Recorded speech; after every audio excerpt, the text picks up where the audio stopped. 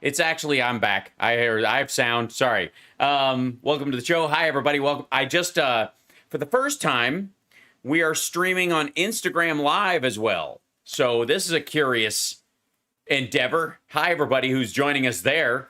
Sorry about the grown-up language you're going to hear, I guess. I don't know what the rules are.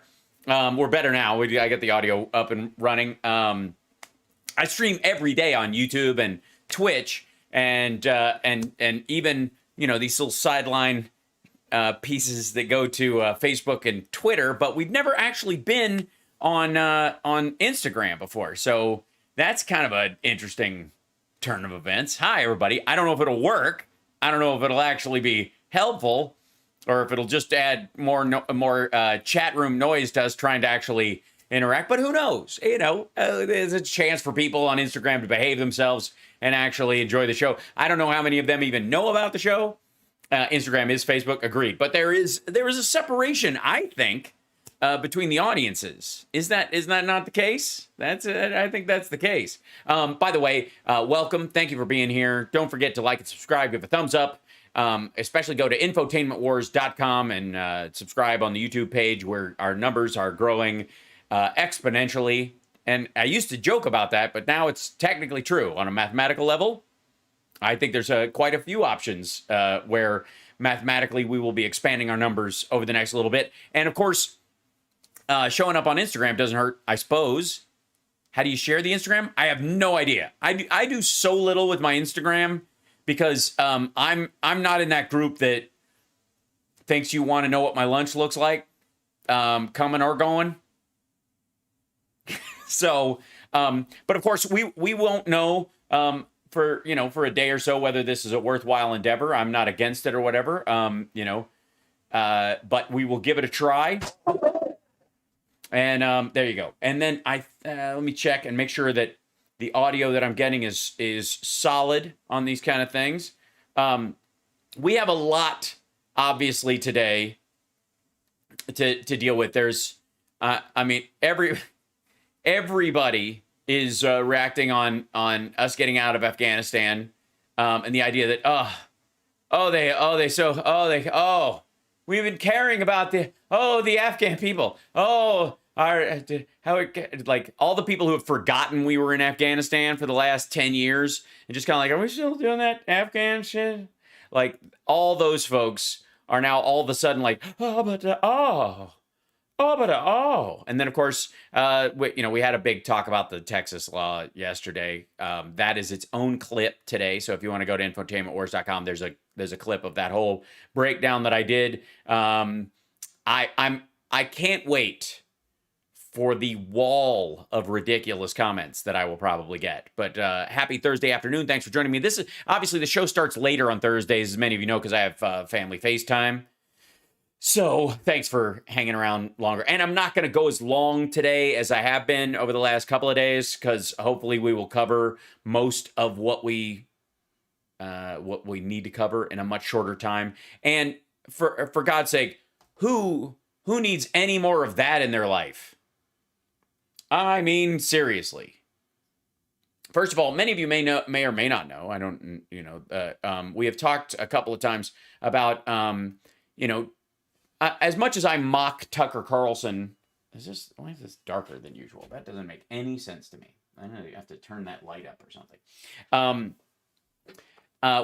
We mock Tucker Carlson for the abject failure of his opening monologues. They're as opening monologues go, they're increasingly pathetic. They're actually not good, and I don't mean that just because I differ from him politically on almost every front. I mean materially. I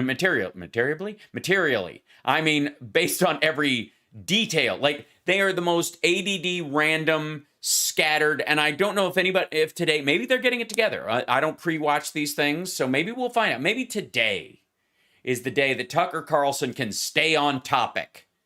I'm not holding my breath, but this is the name of this one is what drew our attention to it today. This is Tucker. Democrats are doing everything they can to stay in power. Okay, first of all, there's not an election this year. They are in power. They have the White House, the Senate, and the House. Calm yourself. What do you think? They're working on there's election fraud now? I mean, honestly, it's just goofy. But Democrats are doing everything they can to stay in power. You mean like being effective governing individuals who are good public servants? Because that would be the main thing I would think you would do, right? If you're going to do something. And hi everybody in the Instagram chat room. It's a very strange thing. Is it choppy on there, or is it just me, or am I only getting a little bit of an update on there? It's new to me, so we'll see. There might be a little bit of this. It might be weird on there for now, but we'll see. Hal, notice Brazil, please. Oh, I've noticed Brazil several times. I've just never been there. So hi everybody. Yeah, there's a bunch of folks. That's the thing about the Instagram, man. It's even more mega worldwide, as we like to say on this show. So it's good. Yeah. All right. So let's get started. Let's jump right in. Otherwise, I will get too bogged down in this, and then we'll get all distracted talking to everybody. Thank you, Drew. Appreciate it. Welcome everybody. Don't forget, like and subscribe if you're a Twitch fan. If you're on Twitch, if you use Twitch, if you Twitch, just in general, if you're just kind of a little twitchy, twitch.tv/AlSparks. It's a good way to subscribe and like and support and do all that fun stuff. And come on. I mean, all right, here we go. So, I mean, he looks like he's mid-yawn, but I'm sure we're all going to learn something about how politics work in America. Let me make sure the audio's working too. Tucker Carlson tonight. Oh, that's an echo. I don't know. Who needs that echo? That's very strange. Why would that be? We don't know. I'm curious to see what's going on. Oh, it's over here. So, let's see. 1 second. Yep. I love tech stuff. It's fun. Washington's mass delusion tour continues. It's amazing to watch. Just hours ago, in the latest installment, the Secretary of Defense and the... So very strange, the little echoplex that's going on there. Why would you do such a thing, you crazy, crazy thing? And maybe I'm the only person hearing it. So that's also possible. Are you guys hearing an echo in that in the video? I know it's loud, but are you hearing an echo? That's the important thing. Let's see. Let me turn off the monitor. Maybe I'm the only one hearing it. Okay, a bit. Okay, so that's not all right. The Joint Chiefs of Staff held a press conference at the Pentagon, and they told us what they've been telling us all week from the White House and the State Department and everybody in charge. They're telling us that our departure from Afghanistan, the one that looks like a disaster to you, has in fact, and this is directly from Lloyd Austin, the Secretary of Defense, been a resounding success. Well, yeah, because the standard that they're using, Tucker, is a standard that you're not actually familiar with, and that's a little thing we like to call reality. See, in reality, Lance, what's up? Check.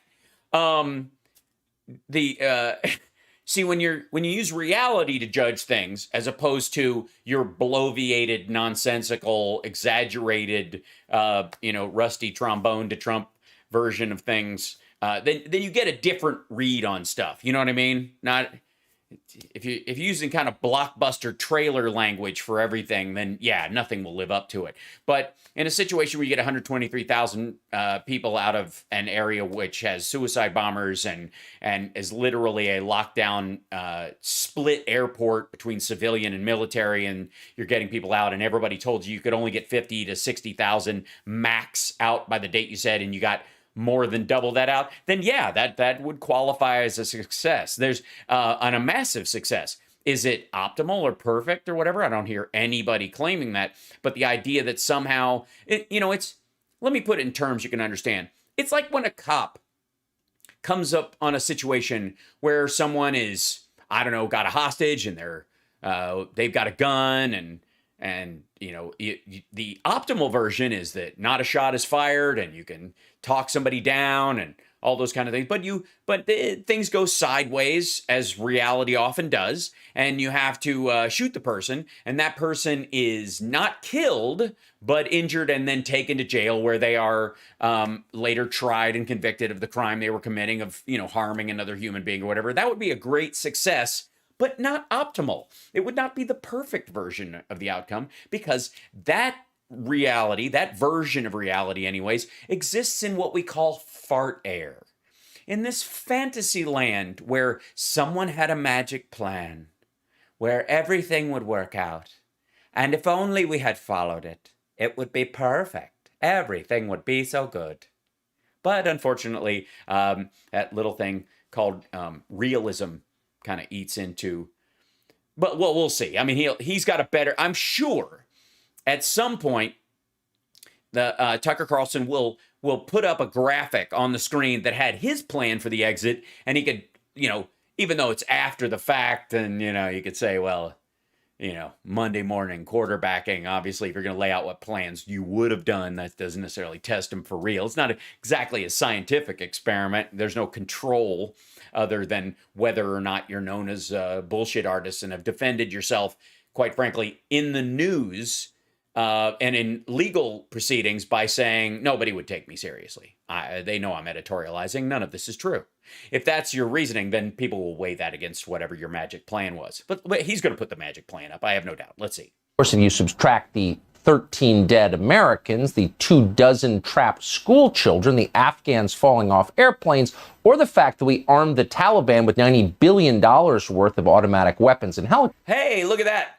$82 billion went to $86 billion. Now it's $90 billion. Tucker's just going to keep rounding up. By the way, $90 billion is the total amount of gear that we have given that we haven't blown up or removed in the last 10 years. Not what's there now, but all the stuff we gave, including everything we destroyed, everything we took, everything we didn't leave behind, everything that became useless because no one was taking care of it. And you have to remember that all during this conversation, Tucker Carlson wants you to think that our military, the individuals in our military, our men and women in uniform, left Afghanistan and made sure that they tightened every bolt and fastened every screw on every piece of gear that they left behind, instead of, quote unquote, demilitarizing it, which is what their mission was, what they were told to do before they left. Many of them threw thermite grenades in the tanks and MRAPs as they left. They are burned out carcasses. But you will not see that from Tucker Carlson. You will not see that our men and women in uniform served honorably in Afghanistan and on their way out the door did everything they could to limit the amount of gear that the Taliban would get functionally. You're not going to see that from Tucker Carlson, because Tucker Carlson's goal is to make Biden look like shit all the time. So that must include making our military personnel look like monstrous traitors as well. It's just, it comes with the whole kit and caboodle. It all goes together. It's been great. They're saying this so often, however, that it may not be propaganda. It is starting to seem like everyone in the Biden administration actually believes they just won. That might explain why they're promoting Jennifer Rubin columns from the Washington Post and walking away from reporters without taking any questions. They don't have to explain themselves. It's obvious this is a victory. Well, if you ask a question that's based in reality, again, you'll get an answer. Watching all this should worry you. There are only two explanations for it.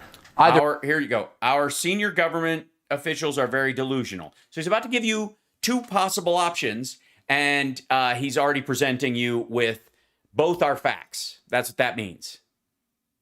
It doesn't say, are our government officials delusional?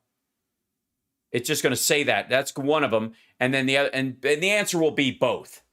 Every senior government official in Washington has been chugging ayahuasca and has departed from reality on the early train, and that's possible. Or, on some deeper level, maybe they're actually telling the truth. By the way, no one is suggesting anyone chug ayahuasca, just for the record. And I don't suggest it. I don't even think Joe Rogan suggests it. Although at this point he's got COVID. So for all we know, he's trying everything. Understand it. When they say this is a victory, maybe from their perspective it is. Maybe what looks like chaos is in fact a plan of sorts. And maybe it's guys, they're not incompetent. They meant it to go sideways. They meant Afghanistan to revert back to exactly where it was before we invaded to get Al Qaeda and Osama bin Laden. Yeah, that's why this was all part of the Project for a New American Century that, of course, was crafted by Republicans. But yeah, whatever. Yeah, okay, yeah, it's a conspiracy, guys. Plan is working just fine. Now, how can that be, you ask? This is all clearly... It can't. You're a delusional goon. I mean, you're creating two false possibilities and then arguing both of them. A disaster. It's on television. Voters hate it. The polls show that very clearly. So by any... No, actually, they don't. The vast majority of Americans are forgetting out. And the reality will show out in the polls going forward, not as it's happening. Because you know what? You know what the interesting thing about polling people about getting out of Afghanistan that they won't notice next year and the year after that and the year after that when we're not in Afghanistan is the soldiers that wouldn't be dying and aren't going to die because they're there. Because they're not there. Because because we're no longer in Afghanistan. That's the part that will never be polled. Unless somebody actually next summer about this time goes, hey, on a scale of 1 to 5, how would you feel if we were still in Afghanistan and we'd lost 12 soldiers in the last year? Normal calculation, politically, Democrats would be very worried about the next election. They're going to be punished, obviously, in the midterms. And Republicans are all excited about the whooping they think they will deliver. And yet Democrats seem strangely content and self-confident. Yeah, it's weird what doing the right thing, how that gives you this false sense of security. It's amazing how doing what you say you're going to do instead of lying to everybody while you ran in 2016 and saying you were going to get out, you're going to get out, you're getting out, you're getting out. We're getting out of Afghanistan. It's a stupid war. We shouldn't have been there. And if we did, we should have kept the oil, even though there is no oil. So what? Kept the lithium. But we should have kept everything except in Afghanistan. But we're going to get out. But also keep the largest base, Bagram, forever. Why? Well, here's one theory. Unproven, of course, just throwing it out there to think about. Yeah, we know this. We know this about all of your theories, Tucker. Defense Secretary Lloyd Austin announced that the Biden administration has evacuated about 125,000 civilians from Afghanistan. Yeah, but, 123,000 citizens and the other 2,500 or so, it's a washy number, of all the military personnel, including the last U.S. serviceman to leave the country, who was literally the last dude to get on a plane. 6,000 of them, Lloyd Austin told us, are Americans. The rest are Afghans. And of those, very few of the Afghans were translators or aides or contractors. The allies we're hearing so much. Oh, by the way, this is the part where Tucker Carlson goes into the more than likely. I have not pre-watched this, as many of us have not. But this is, over the last couple of days, he's been doing a bunch of stuff about, we don't even know who these Afghans are. I mean, they're bringing in, sure. 1 out of 4 is a translator who worked with but who are the other 3? I mean, it's wife and 2 kids. But I mean, that 8-year-old looks a little sketchy. He looks ISIS-y to me. Who fought with the U.S. military and who deserve our support and may deserve our support. And by the way, hi everybody in Instagram who's here for the first time. I stream every day on infotainmentwars.com and flank.com at Twitch. This may be new to you. It may be a weird thing to see this live streaming on here. We'll see how it works and whether I'm going to do it regularly, but I'm on every day on the other channels, so hi. There you go. Of that group, there are only a few thousand. You can be sure of this from a lot of different signs, but here's one sign. The health department in Alexandria, Virginia, a very liberal town, is taking thousands of refugees. And the health department there just put out this urgent request. Quote, Alexandria Health Department is looking for Pashto Dari speakers to assist with translation support for recent arrivals. Yeah, because there's a little thing called COVID going around, and we're going to have to inoculate people. And it might shock people to find out that a lot of people in Afghanistan don't have a regular GP they get to see. And also some of the younger, kids who aren't going to get vaccinated, obviously, like under 12. But if you're over 12, you're going to need somebody who can talk to the kid. Oh, so the one thing we know about these recent arrivals is they're not translators, because translators probably wouldn't need translators. Hi, asshole. They have entire families. Listen to this dickhead. Yeah, does anybody know who they are? I don't know. Who could they possibly be? They're just flying these people in. By the way, some of the injured from the explosion, some of those folks were brought here. Doesn't mean they'll ultimately stay, but they're getting healthcare here or in Germany, which was the, depending on what was available. So that's also why. But understand, what we're seeing here is brutal xenophobia from Tucker Carlson. Oh my God. These brownish Afghan people are going to start coming into the country, and they don't even speak us English. Oh my God. Listen, look at the panic in this fucker's face, in his voice. Look at his face right now. Are instead refugees who don't speak English. Oh my God. The worst. Refugees who don't speak English. Eek. So the question is, where are they going next? They're going to your summer house in the Hamptons, Tucker. That's where we're sending them. We're setting up a refugee camp in your gated community in the Hamptons, where one of your $3 million houses is. It's going to be in your yard. Yeah, and they don't even speak American. What are you going to do? You're going to have to learn the phrase for "get off my lawn" in Pashto immediately. Where will these people be living 3 years from now? That's a fair question. You can tell it's a highly relevant question because whenever you ask it, the Biden administration servants in the national news media start to screech about how you're a racist and need to shut up immediately. No, you can keep talking. You're a racist, but not because you asked that question. Some people might ask that question because they're concerned where they'll be. Asking where the refugees will be in a couple of years might be out of concern for their safety, their well-being, their health. There's a lot of reasons to ask that question. The only reason people are saying you're a racist to you, Tucker, is because your former head writer was a white supremacist who wrote under a pseudonym on white supremacist websites and wrote kinds of awful shit all the time about gay people and non-whites, and was a proud anti-Semite. So that might be, and you pretended not to know it. And I got to tell you, you hired him to be your head writer because he got you. He understood you, and that's why people are reacting to when you ask that question. When other people ask that question, they're like, oh, well, they're probably, some of them are going to be resettled in other countries closer to there. Depends on if they were, the families of translators and the like who might be moving over here and immigrating to the United States. Some might be wanting to go back and take a position in the civil war that will be going on in their country because they're patriotic about Afghanistan. That's a distinct possibility. The ones that you're talking about that need medical attention, it might be a little longer. They're getting caught up in what I call the Brown Menace, which is this Trumper right-wing fear of people coming into the country from Central and South America. These people seem to be getting swept up into that xenophobia. It's Stephen Miller's response to the collapse of Afghanistan, the fall of Kabul, the takeover of the Taliban was, look at Biden. He's trying to get brown people to come into the country. It's sickening and it's pathetic. As we told you before, the little moron on the right did that hit from children. The little moron on the right. Yeah. Mm-hmm. I'm.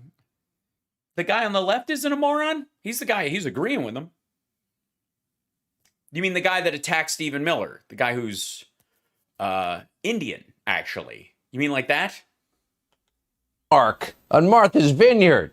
And we've been begging the State Department, please send 125,000 Afghan refugees to Chilmark on Martha's Vineyard because the people there are open-minded. Clearly they are. How many refugees do you think are going to wind up in Chilmark? Right around 0. But the funniest part is when those two characters describe the Pashtuns coming to our country as brown people. And that's hilarious because, for the record, they are not brown. They're likely whiter than you are. But whatever. The point is, CNN wants... Well, not currently. I mean, because they've been getting more sun than I have. But I get what you're talking about. They do speak a weird, different words. Their mouths make shapes and noise comes out, but it's the kind of noise that scares you. you to know that you don't have a right to know how many of these people are coming here from Afghanistan and where they're going.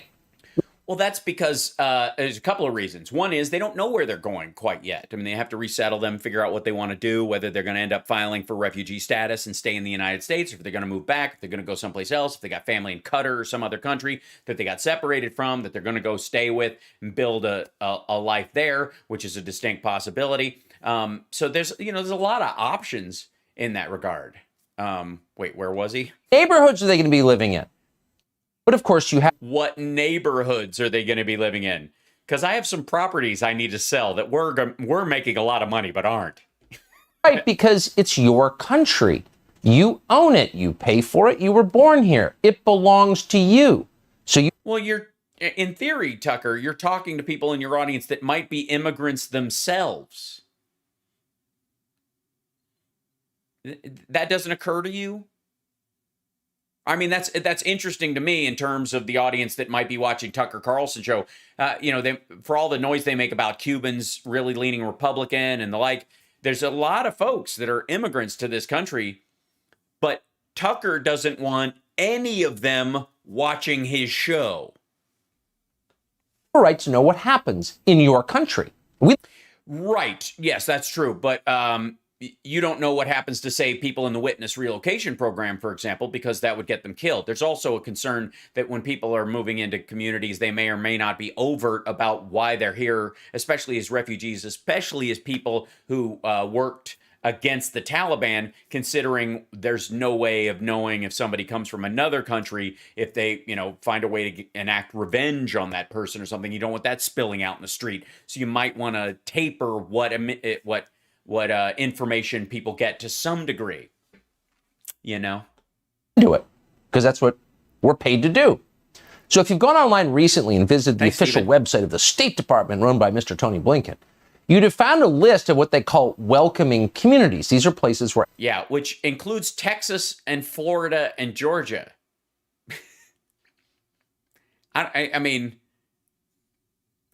Is welcoming... Yeah, welcoming communities is in quotes.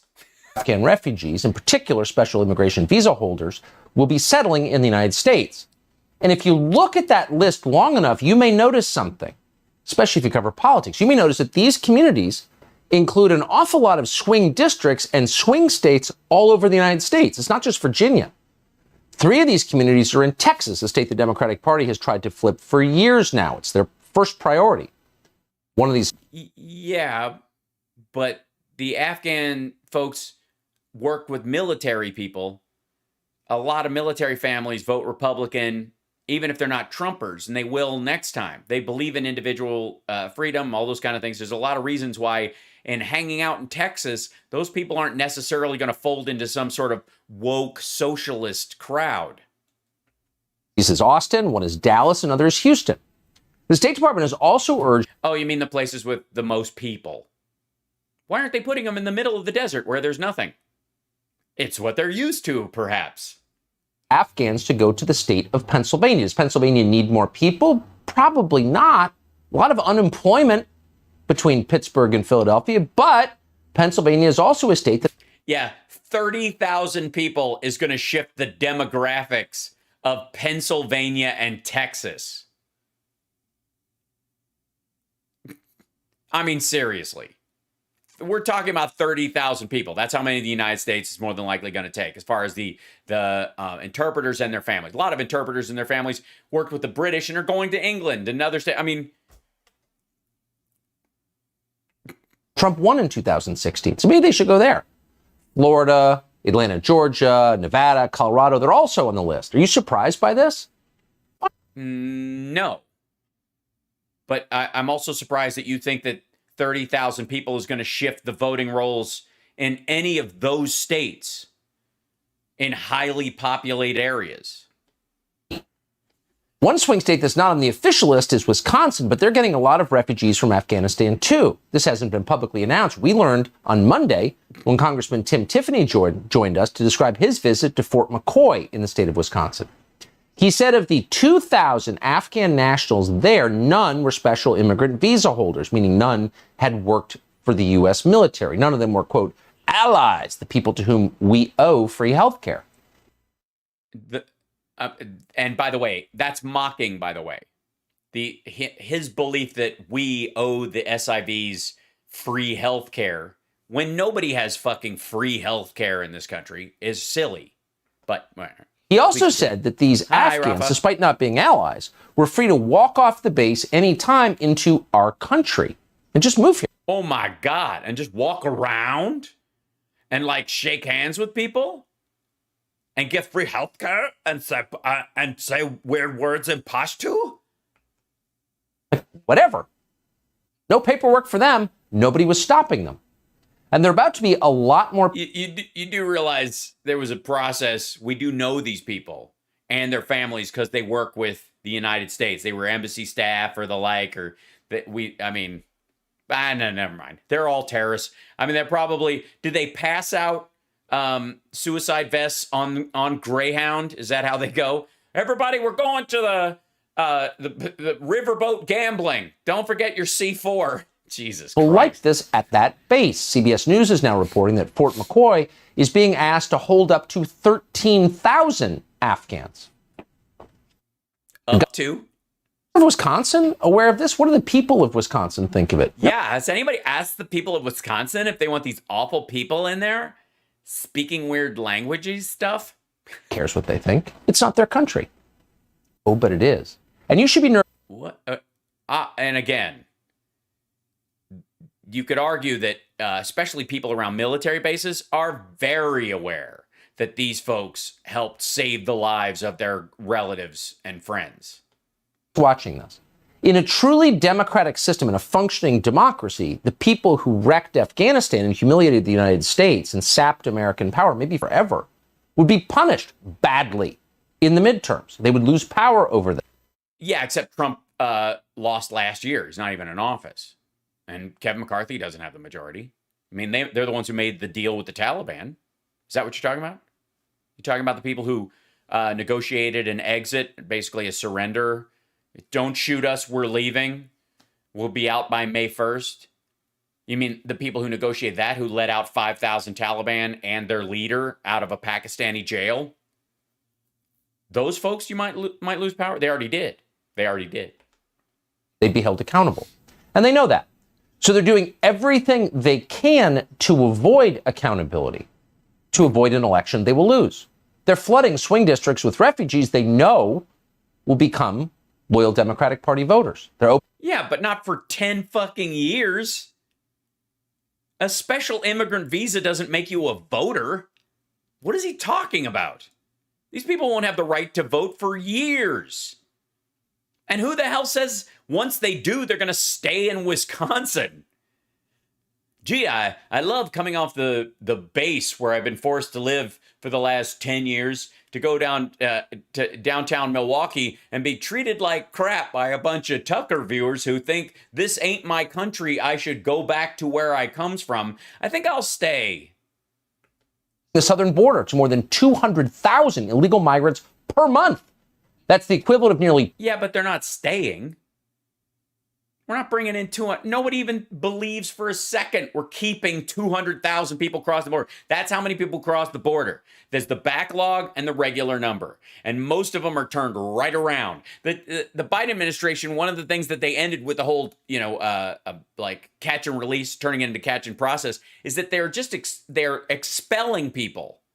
They're not, there's no process. They just go, dude, you can work in your own country. Go the fuck home. And so they literally expel people on the spot. If you're a family or you're a woman with a child, you'll get a hearing and an NGO will sponsor you and there's some other stuff like that. But if you're a grown man, military age male, they're just expelling you. They're just like, they pick you up and they just drop you off in Mexico. 2 Happy Afghan birthday, by the airlifts way. every 30 days. Cat. And above all, they are using COVID to change how we vote. These are the tools they are using to maintain power. Yeah, that's right. They're going to mail a ballot to Afghan refugees who aren't even citizens. That's the plan. I need some like scary oh shit music, don't I? Do I have some of that in here somewhere? I don't know that I have any. I should like put some sort of like. No, I don't. I gotta install some. I need like something spooky. Dun dun dun, like that classic. Yeah. And maintaining power, let's be completely clear and never forget, has always been and always will be their only goal. And that's why the CDC, which... Well, I don't know. I'm sorry to spring this on you, Tucker, and it might be new. You look a little dizzy. Have you been gulping down gallons of ayahuasca? You look a little... Are you all right? He's okay.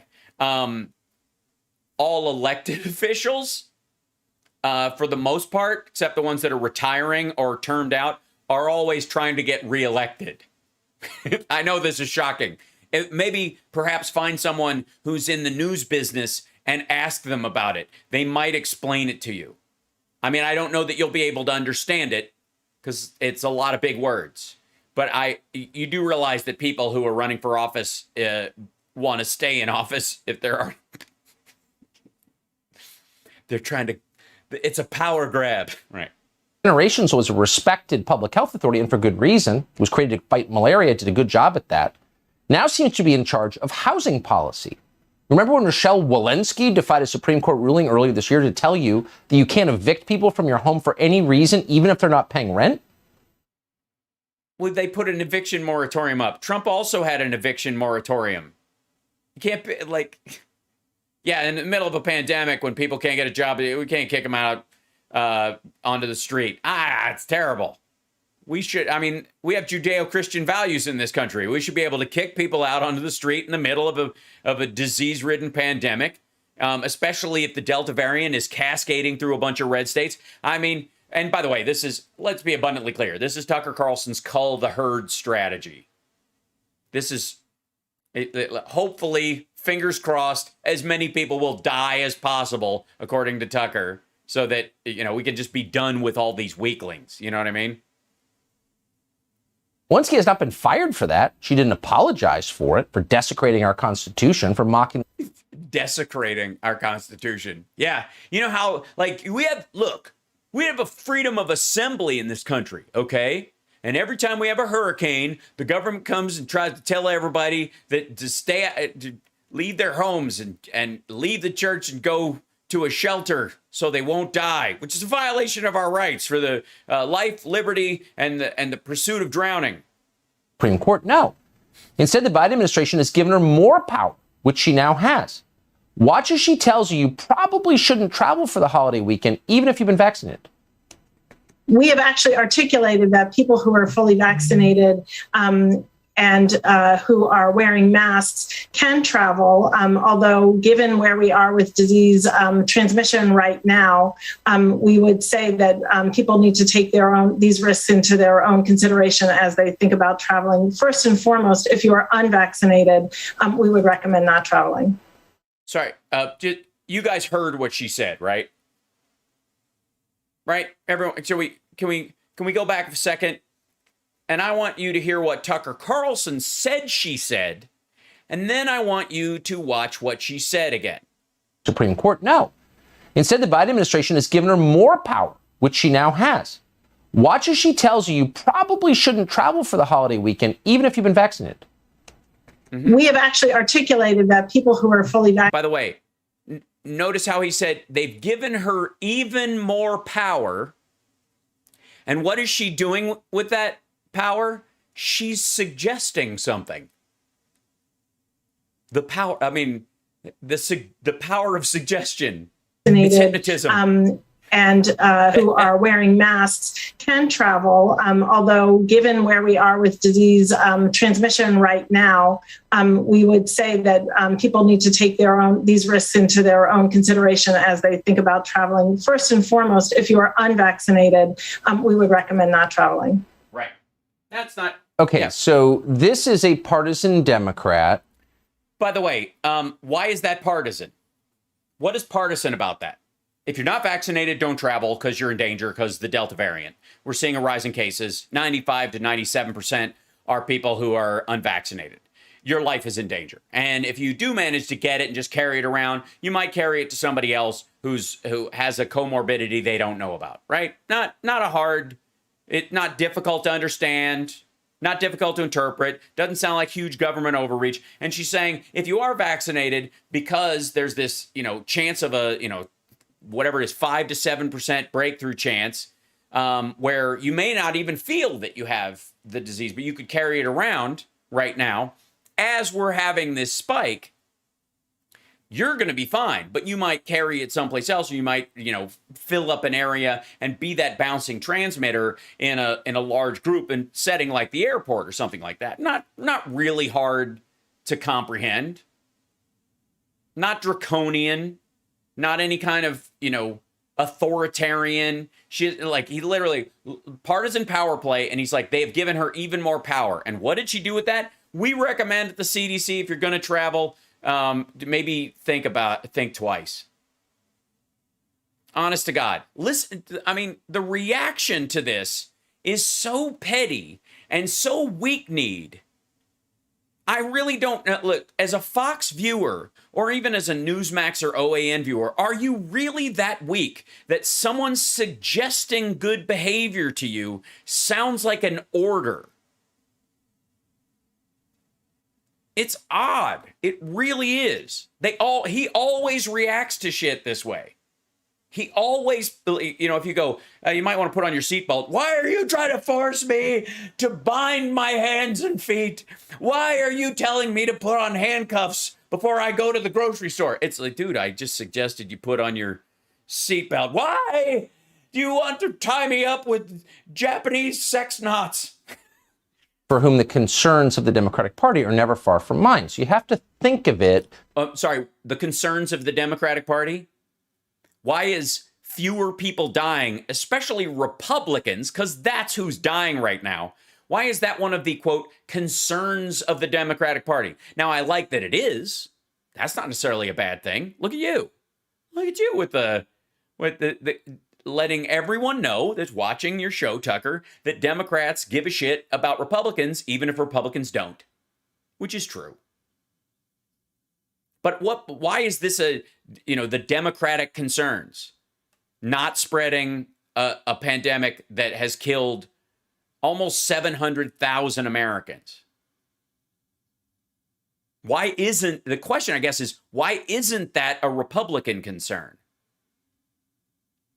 Why is a suggestion that you wear a mask or get vaccinated, a recommendation by the CDC that you get a mask or a vaccine, why is that a slippery slope to being put in a quarantine camp like you're the Chinese Uyghurs? Through a political lens, because trust us, they do. Why are they? First of all, why would I trust you? So far, this has been gibberish. Making you more fearful than you necessarily need to be. Some people should. Yeah. Some people should be fearful. Just, what's my dial-in fearful, Tucker? Very afraid of COVID, but not everybody should be. What is this about? Well, maybe it's for the same reason they would like hundreds of thousands of Afghans to flood into swing states. It gives them the hundreds of thousands. 123,000 people left totally. And most of them went to Qatar. A lot of them went to Germany. We flew out a bunch of people. A lot of the people that went out the 123,000 people we got out aren't all Afghans. We got out all of our embassy staff and their families. Where did hundreds of thousands of Afghans come from? The ones that are in Pakistan or in Iran? Power to change the rules of our democracy so they don't lose another election. Considering what's happening right now in California's recall election, which is about 2. Yeah, I don't know if you're anybody watching. If you're an Afghan and you've just arrived and you only speak limited English, I'm sorry to inform you that even though you've been put on a military base to wait out your quarantine and then get an assignment of whether you're going to go live in Qatar or Uzbekistan or in another Middle Eastern country or go to Germany or some other place or wherever you want to settle or end up in Canada, you can't vote in the California recall. I'm sorry to disappoint you. If you don't understand what I'm saying, find a translator. What the fuck? By the way, I voted no on the recall. Vote no on the recall. This is friggin' ridiculous. What? How is it? So Afghans landing today are going to vote for Larry Elder. From today. In February, the state's legislature in California passed a law requiring that all registered voters get a mail-in ballot, even if they didn't ask for a mail-in ballot. Well, yeah, they don't have to request one. They didn't put a request process in because that adds more physical contact to the entire chain of doing it. And by the way, I voted by mail. I got my mail-in ballot. I filled it out. It texted me when the post office picked it up. They texted me again when it was received and counted. There wasn't like, hey, we sent you a ballot. Somebody filled it out. We don't know who the fuck it is, really. Why would you do that? Well, COVID, of course. Quote, the pandemic has not gone away, said one California assemblyman. Right. Now, here we are in September, and of course, they're telling us the pandemic has still not gone away. And that is convenient for them, and specifically for Gavin Newsom, who knows that mail-in ballots, which by definition lack any form of voter ID, cannot be verified. Bullshit. You sign the outside of the envelope. They trace it with your registration. There's lots of ways that it's verified, especially when you sign up in the first place or you even get one. Those kind of ballots overwhelmingly benefit his party because they abet voter fraud. Well, why? I mean, in all honesty, what would stop, people in Devin Nunes's district from harvesting ballots and bullshitting their way through it or whatever? Are they incapable of doing it? Or just there's too much integrity in the Republican Party? Connecticut, the Democratic Party is now allowing anyone to vote absentee as long as they say they're afraid of getting sick. Quote, anyone who... Yeah, you don't have to say you're afraid of getting sick. Most people who are wise are concerned about spreading it, if not themselves, if they've been vaccinated, to someone else. Afraid of contracting COVID or expects they'll be sick, one town clerk announced, is entitled to a mail-in ballot. One clerk. Anyone who's afraid of contracting COVID or expects they'll be sick. Right? What is it? CT town clerk. What's CT? A Connecticut town clerk? These orders came directly from the state's Secretary of State, who is, of course, a partisan Democrat. The town clerk told a local media outlet that the changes to Connecticut's voting system are likely to become permanent. Oh, that was Connecticut. Hang on. How did we go from this to Connecticut? As long as they say they're afraid of getting sick. California. Quote, anyone who's afraid of contracting COVID or expects they'll be sick, one town clerk announced, is entitled to a mail-in ballot. Now, these orders came directly from the state's Secretary of State, who is, of course, a partisan Democrat. The town clerk told a local media outlet that the changes to Connecticut's voting system are likely to become permanent no matter what happens. Sorry, the changes to what state? I'm sorry. I understand Gavin Newsom is busy. I did not... Changes to Connecticut's voting system are likely to become permanent. The changes to Connecticut's voting system. The local media outlet that the changes to Connecticut's voting system are likely to become permanent no matter... California. California. And an elected Democrat is not necessarily a partisan Democrat, by the way. But then these guys think reality is partisan. What happens with COVID?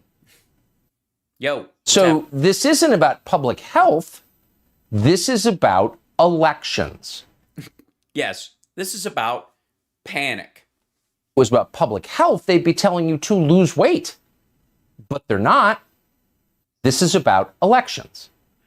Yeah, anybody who's overweight or obese that might have a comorbidity related to that isn't going to have lost that amount of weight in a level that would affect their cardiovascular health in the middle of the pandemic.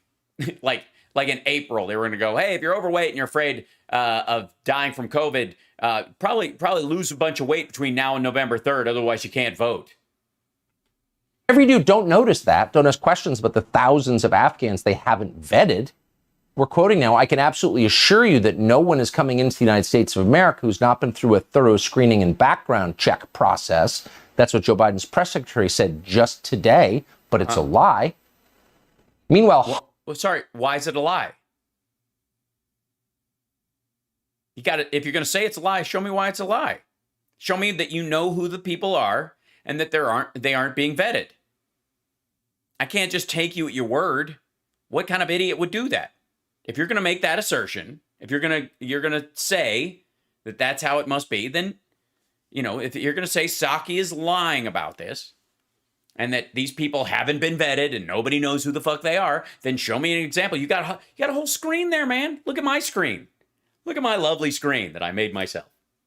I'm over here. I'm completely on screen. You can see as much of me as you'd want to on a feed like this. What do you expect? Don't forget to like and subscribe and give a thumbs up. But I have this whole screen over here where I'm able to show stuff.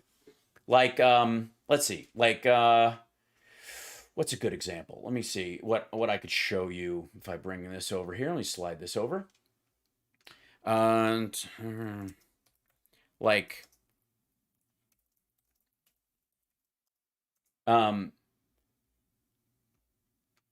like if I wanted to show a piece of information, for example, Tucker, if I was making an assertion and I wanted to back that assertion up, I could just, you know, put myself on screen like this and just, you know, chat however I wanted to, you know, say whatever I said I was going to say and just BS.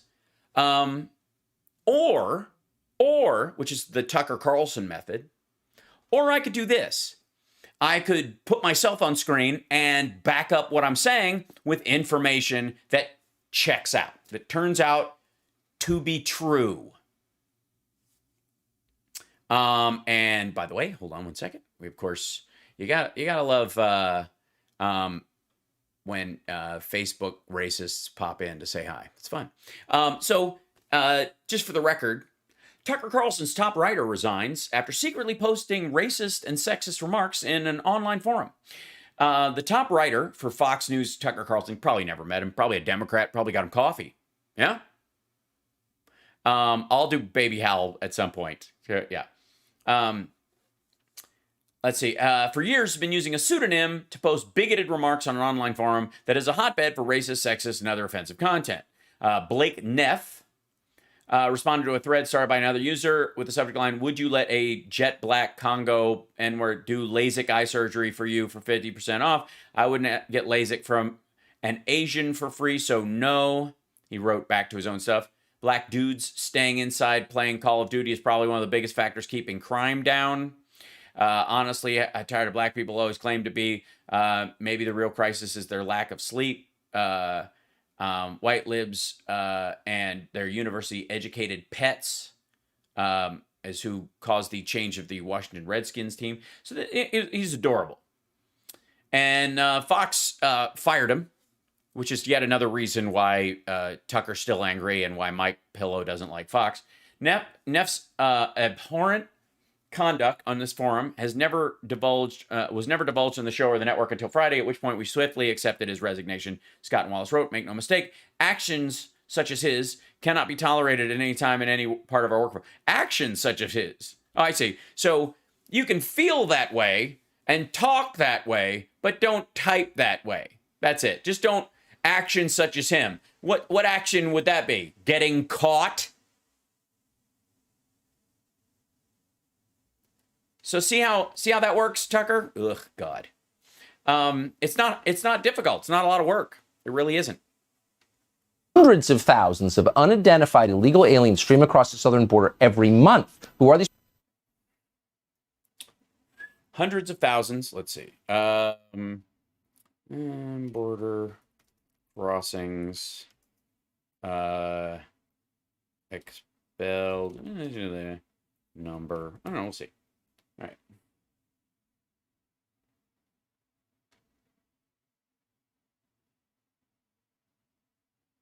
And by the way, this is sort of an ongoing story, but most people don't even. This is the part of the story that Tucker Carlson and his crowd do not want you. Sorry. Oh, the Dallas Morning News wants to charge me. Let's see if it'll let me open it up for a split second again. Number of migrants now crossing the border rises, but most are still expelled. They're getting kicked out. Let's see. There you go. This is August 3rd, 2021. U.S. extends migrant expulsion policy, citing Delta variant and surge in border crossings. The Biden administration on Monday,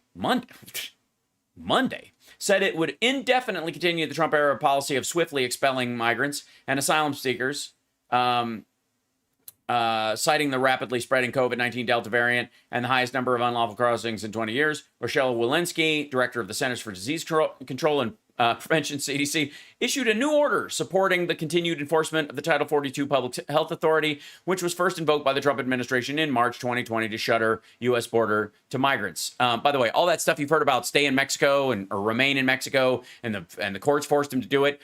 This part of it, this is, by the way, does Tucker know about this? Probably not. I'm just saying.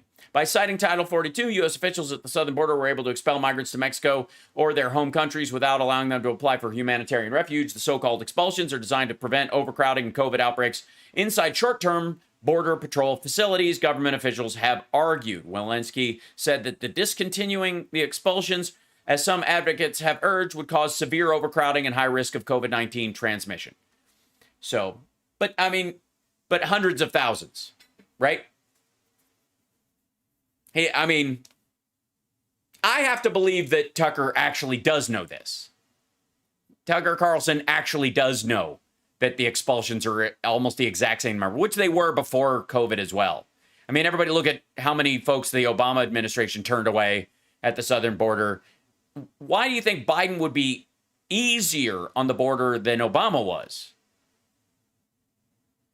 Seriously. And why would you also think that we would still be in Afghanistan when Biden was against the surge and turned out to be right? We don't know. We can't know. In a functioning democracy, this wouldn't work. Well, in a functioning democracy, the people who are in charge make the decisions, and then if you don't like it in the next election, you vote them out, which is what happened last year and is continuing to happen right now. Elections have consequences, Tucker. I guess you guys regret calling Arizona for Biden. Boo frickety who. Voters wouldn't put up with it. Even partisan Democrats would say, come on now, you have to have a border. It's a country. So when we do have one. We have a quite sound border. As a matter of fact, our borders are effectively said, don't come in English and Spanish. Probably should have said in Portuguese as well, I suppose, right? Behaving this way, so outside the bounds of normal behavior, so far from what the population actually wants. Actually not, because the population wanted the guy who's in charge by 81 to 74 million people. Clearly, you don't plan to be held accountable at the election. You plan to change the way the election works. And that's the end of his preamble stuff. We may never have a functioning democracy again. This is the Fox message of hope. And, America is the greatest country in the world. It has it's a force for good all across the world. But one 76-year-old and a couple of volunteers from Georgia can tear the whole thing down. Apparently, it's brittle as fuck, according to Tucker Carlson. Holy hell. Exactly what they're doing. Sorry, it's true. Hey, Sean Hannity here. No, it isn't. It's a fantasy. And one of the things that tells us it's a fantasy is that in your expression about this, you were talking about California. You quoted a Connecticut election official about COVID rules for getting a ballot as if that affected the California recall. Honestly. All right. Speaking of Hannity, the current winner of the look like a fire plug that's worth $1 million goes to Sean Hannity. Sean Hannity, of course, who apparently does his hair by sticking his head in a mason jar every day, wants everyone to believe that the Afghanistan. This is fascinating. Welcome to our second clip. Hannity, the Afghanistan crisis is not over. Wishful thinking. By the way, this is the guy who sports the dude who wanted to stay forever. Who wants to stay forever? Who wants to stay forever? Sean Hannity. All right. Let's see. Sean, you did this? Huh? You said you were going to get us out of Afghanistan. You followed through, and you weren't really supposed to. Everybody's supposed to run on getting us out of Afghanistan. You're not supposed to actually do it. What the hell? There is an ongoing mass hostage situation in the, I guess, Islamic Emirates of Afghanistan. There's an ongoing hostage. Okay, I'm sorry. Where do we throw the ringer? Do we throw it in the trash? Hold on. I will say, let's see, select account, jumping in here. The doing of the Instagram thing on the page, it continually resets itself, so I have to reopen it. That's a little annoying. If I have to do that every time we do the show, that's going to be a little. I'm going to begrudgingly do that. It's a little goofy. I might have to find another way to get it in there if it works at all. We'll see. But anyways, anybody who's watching on that, hold on, I'll restart that page just because it's being weird. I don't even know quite how to. There we go. Select account. There we go. Back to there. Okay, it's actually still going out, so it just plays a minute to catch up. But yeah, the Islamic Emirate of you mean like Qatar or Dubai, the UAE? I mean, you have friends that go there, Sean. Lots of them. American soldiers dead, more than 20 injured, more than 100 innocent civilians also killed, many others injured. But yesterday, Joe Biden, he decided to take a victory lap. He congratulated himself on a job well done. Joe Biden's mission accomplished moment. Take a look. Look, and by the way, if you want to know how badly this is affecting Sean Hannity, Fox News, and their viewership, look at his face when he goes to watch the clip. Like the deflation is just gorgeous. Well done. Joe Biden's mission accomplished moment. Take a look. The extraordinary Womp. success of this mission was due to the incredible skill, bravery, and selfless courage of the United States military and our diplomats and intelligence professionals. Now some. Yeah, that doesn't sound. Do most people take everyone with them on a victory lap? I'm curious. Do all victory laps include the coach, the fans, the people who handled you the award, right? It's a victory. It's a victory lap. I notice you guys on Instagram. Come on, jump in here. This is it chops in and out. It's my first time airing the show on Instagram. Calm yourselves. Hey, we should have started mass evacuation sooner. And couldn't this have been done in a more orderly manner? I respectfully disagree. And Joe's chief of staff, Ron Klain, the great puppeteer, he took it a step further, announced that somebody's been to Fiverr. Oh, and come on. Sean, you're a professional. See, this is what happens when a professional has a graphic on screen and they put their hands up. Their hand doesn't disappear just when they put them like here. Like, obviously, there's a limit to how far I can reach. See that? And that's just because I'm in my office and I don't have a big studio like you have. I'm just doing this out of my house. Right? But I can still do this without my hand turning to whatever that is, this mush. Secondly, what is the crossfade that's happening here? I mean, I don't mean to room rate this nonsense, but get a graphics department. Secondly, this is not fine. This is Fiverr level bullshit. withdrawal could not have gone any smoother. Yes, it could have. Take a look. Oh, yeah? Yes, it could have? It's easy to second guess, but let's just be clear. America was in this war for 20 years, and I think any effort to unwind that, any effort to bring our troops out, any effort to end our military presence in Afghanistan was going to be filled with heartbreaking scenes and difficulties. And I think the Biden administration has managed that as well as it could be managed under the circumstances we were placed in. Like Biden, Ron Klain, really that delusional? Wait a minute, dummy. You can't just jump in there like that. You can't go, it could have been better. Yeah, or they're saying it couldn't have been better. Yes, it could. And then you play a clip of Ron Klain. Where's your fucking plan, Sean? Buddy, come on. Reach into that fire plug shaped head, that hydrant shaped head of yours. I mean, honestly, if I was you, I would never lay down in the street. Because the second you set your head up, I mean, whiz right on your neck. It's gonna happen. I'm just telling you, especially when you're wearing Trump orange, which you've been doing a lot lately. I'm not the only one noticed that, right? That he's been Trump orange for the last couple of weeks. It says he misses him. It's the only way. It's the only way you can get back to it. But Sean, if you're gonna shit on Ron Klain and say he doesn't have a plan when he has, you might want to actually show your plan. Show your plan. If it's easy, if it could have been done better, it shouldn't be hard, right? It shouldn't be difficult. Put your list up. We should have done this first. We'd have done this. I'd have left out of here. We'd have kept Bagram forever. Oh, that's where my plan falls apart.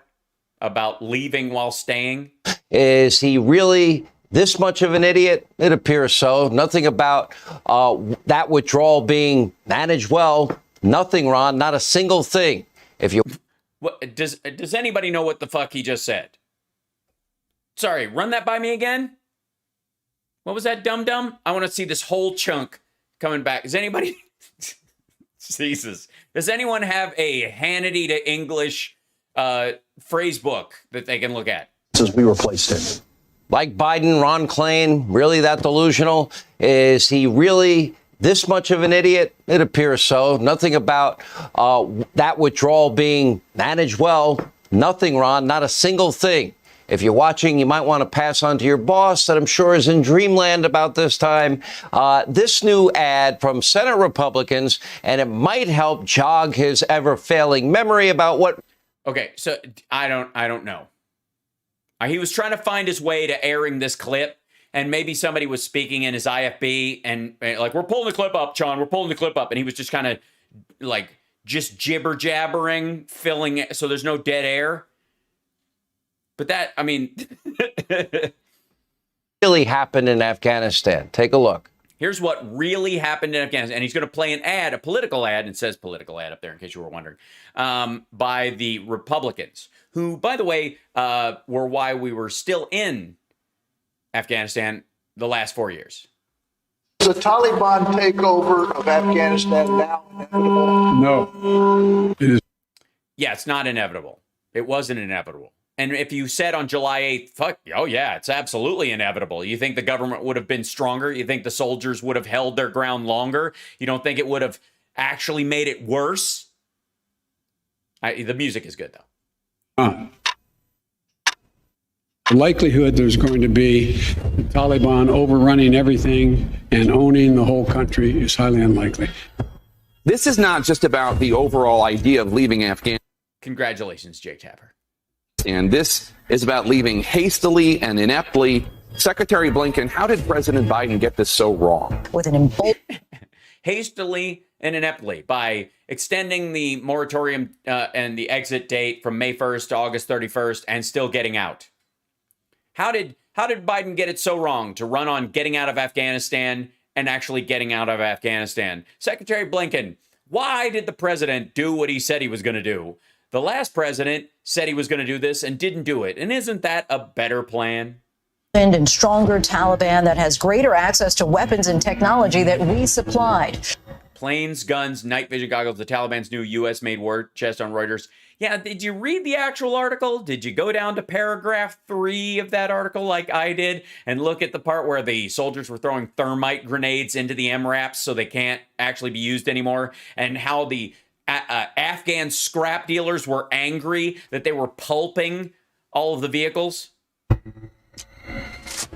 Despite the president's promise that the withdrawal of American troops would be responsible, deliberate, and safe, the Biden administration is now trying to explain why the U.S. was so caught off guard.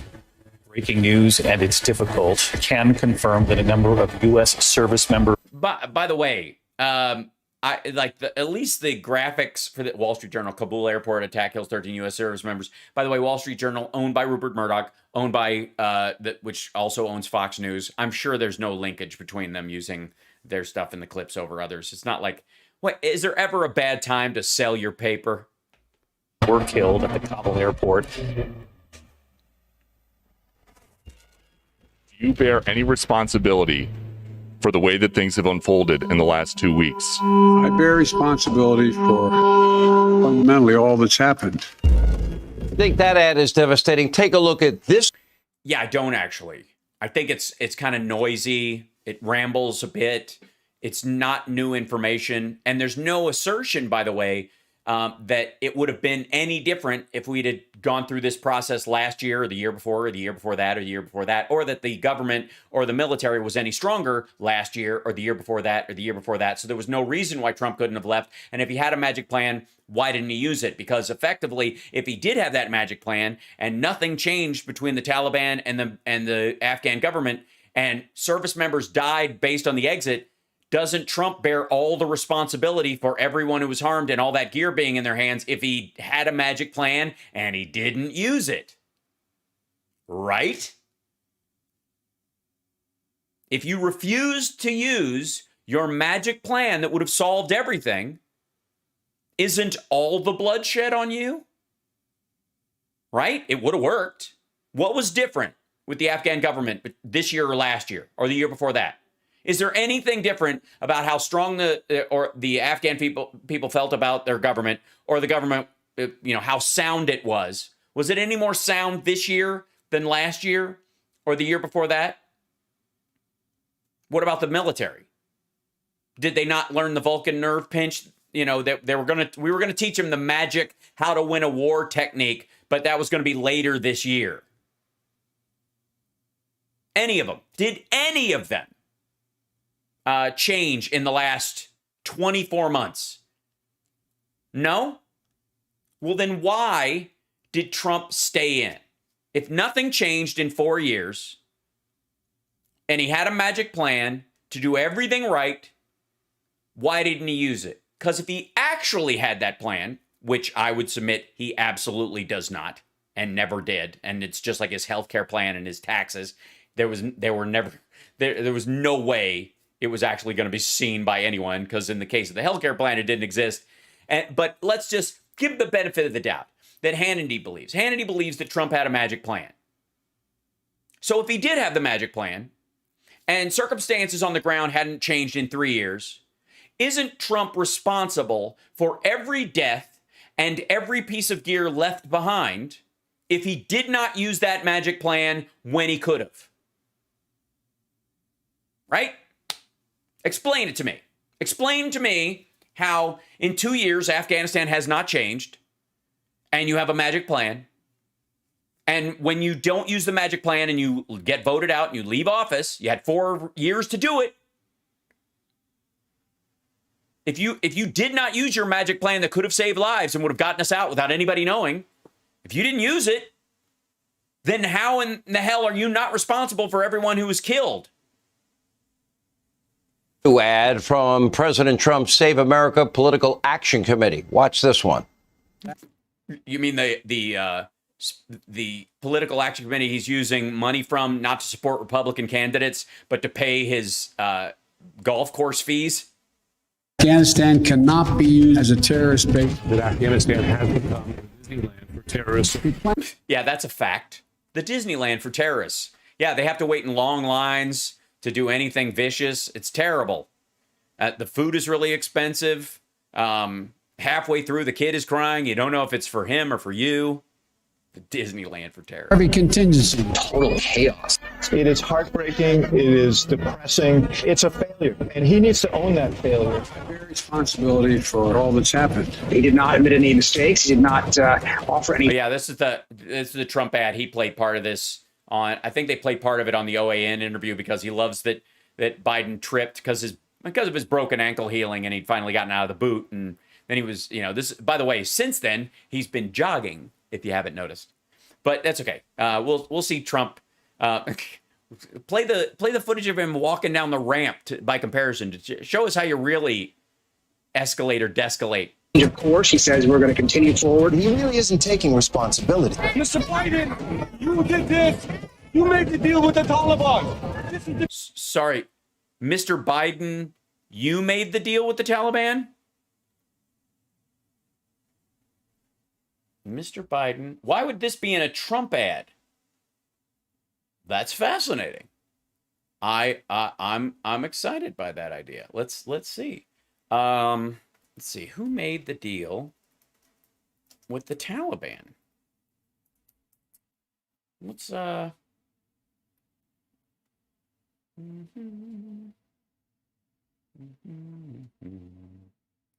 let's see. Who made a deal with the Taliban? Fact check. Did Trump free 5,000 Taliban prisoners during his term? The Trump administration worked to free 5,000 Taliban prisoners. Fact check. True. Here's why. Senator Mitt Romney blamed both the Trump and Biden administrations for the chaotic events that swept Afghanistan after the Taliban took over the country. A terrorist attack in Kabul killed more than 100 people, including 13 U.S. service members. And as the U.S. military worked to evacuate Americans in Afghanistan, Romney, Republican from Utah, made his comments during an August 29th interview with CNN host Jake Tapper. Recognize we're in a position we're in right now because of the terrible decisions made by two administrations. One, the Trump administration negotiating directly with the Taliban. Wait, what? Who made it? Who's negotiating with the Taliban? I heard that these were terrorists. Getting ready to invite them to Camp David. That's true. Opening up a prison of 5,000 Taliban and probably ISIS-K individuals and letting them free, Romney said on CNN's State of the Union. Romney said it's not known whether some of the prisoners released were involved in the airport attack, but the Trump administration decisions led to what you're seeing and the danger that exists at the airport. Well, only because they didn't use the magic plan. They had a magic plan. Mitt Romney, understand that Trump had a magic plan. Ooh, he's a magic plan. The Biden administration is closing. The Biden administration's closing of Bagram Air Force Base also played a role because we weren't going to use it. We were going to get it out through the airport because what kind of an asshole says, well, we could take everyone from the embassy a quarter of a mile down the road that way, or we could to a place with 6 gates in case one of them gets blown up, or we could pack everybody in vehicles and drive them up a 2-lane highway out into the middle of the fucking desert for an hour and 20 minutes, strategically speaking. Let's see. PolitiFact wondered about Romney's claim regarding the release of 5,000 Taliban. Did they wonder? PolitiFact wondered. That's a new assessment. Let's see. Here we go. Hold on. Let me pop this out if you can see this a little bigger. Trump administration agreement with the Taliban happened in 2020. Just in case. And by the way, Trump was bragging about it. This is not something that happened behind closed doors. There's pictures of Pompeo with the leader of the Taliban, the current leader of the Taliban, who was in a Pakistani jail, but Trump got him out. February 29, 2020 agreement between the United States and the Taliban said that the U.S. and its allies would withdraw their military forces within 14 months of the agreement's announcement. That's where the May 1st deadline came from. The deal said the Taliban would not allow groups, including Al-Qaeda, in Afghanistan to threaten the security of the United States and its allies, which is the conditions on the ground, which are impossible to verify. I don't know what kind of an asshole thinks that's actually a condition. It's also called for negotiations between the Taliban and the Afghan government starting March 10th, 2020. Didn't happen. Called for them. Wasn't an enforceable part of it. According to the agreement, up to 5,000 Taliban prisoners and up to 1,000 prisoners, quote, of the other side, whatever that means, considering the other side, I mean, talk about poorly written, loose language. The other side might be the Afghan government, having people that, that they had, like the Taliban had prisoners. The Taliban had 1,000 Afghan soldiers taken prisoner, or ISIS guys they hadn't killed, would be released by a specific timeline. The United States commits to completing this goal. It was a commitment. There you go. Committed to completing this goal, meaning being out within 14 months. And if you don't shoot us, we'll leave. Trump negotiated with the Taliban, got 5,000 Taliban out of jail, got the leader of the Taliban out of a Pakistani jail. In exchange, they wouldn't fire on us until we got out of the country. May 1st was the deadline. And now we extended it because we had to get out. We had to process a bunch of people that were on special immigrant visas. But Biden made a deal with the Taliban. Who's this dude? Right. Consequences of it. Go to hell, Biden. Tens of thousands of people being left behind. Tens of thousands of people are being left behind. No. Not. There aren't 10,000 people, tens of thousands of people being left behind. Unless the Republican Party would like us to bring in all of the Afghan refugees fleeing Kabul. If you want to get all the Afghan refugees that are fleeing Afghanistan, then the United States is going to take in hundreds of thousands of people. No one is suggesting that except maybe Tucker Carlson, which is weird.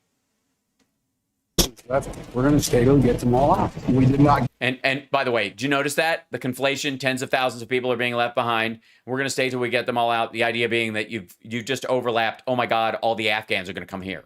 Everybody out. Dozens and dozens of U.S. citizens went to the airport and the gates never opened. Mission hasn't failed yet. And by the way, when he's doing that, he's listening to Peter Doocy. That's this motherfucker. Look. If this isn't failure, what does failure look like exactly? Well, you got out alive. I would consider if something bad had happened to you would be a failure.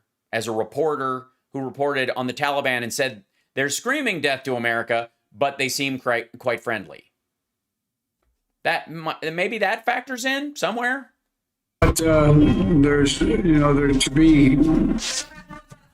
Yeah, I love this. He's actually a doddering fool. Trump insists on the idea that that Biden can't think, so they cut together stuff to make it look like he can't finish a sentence.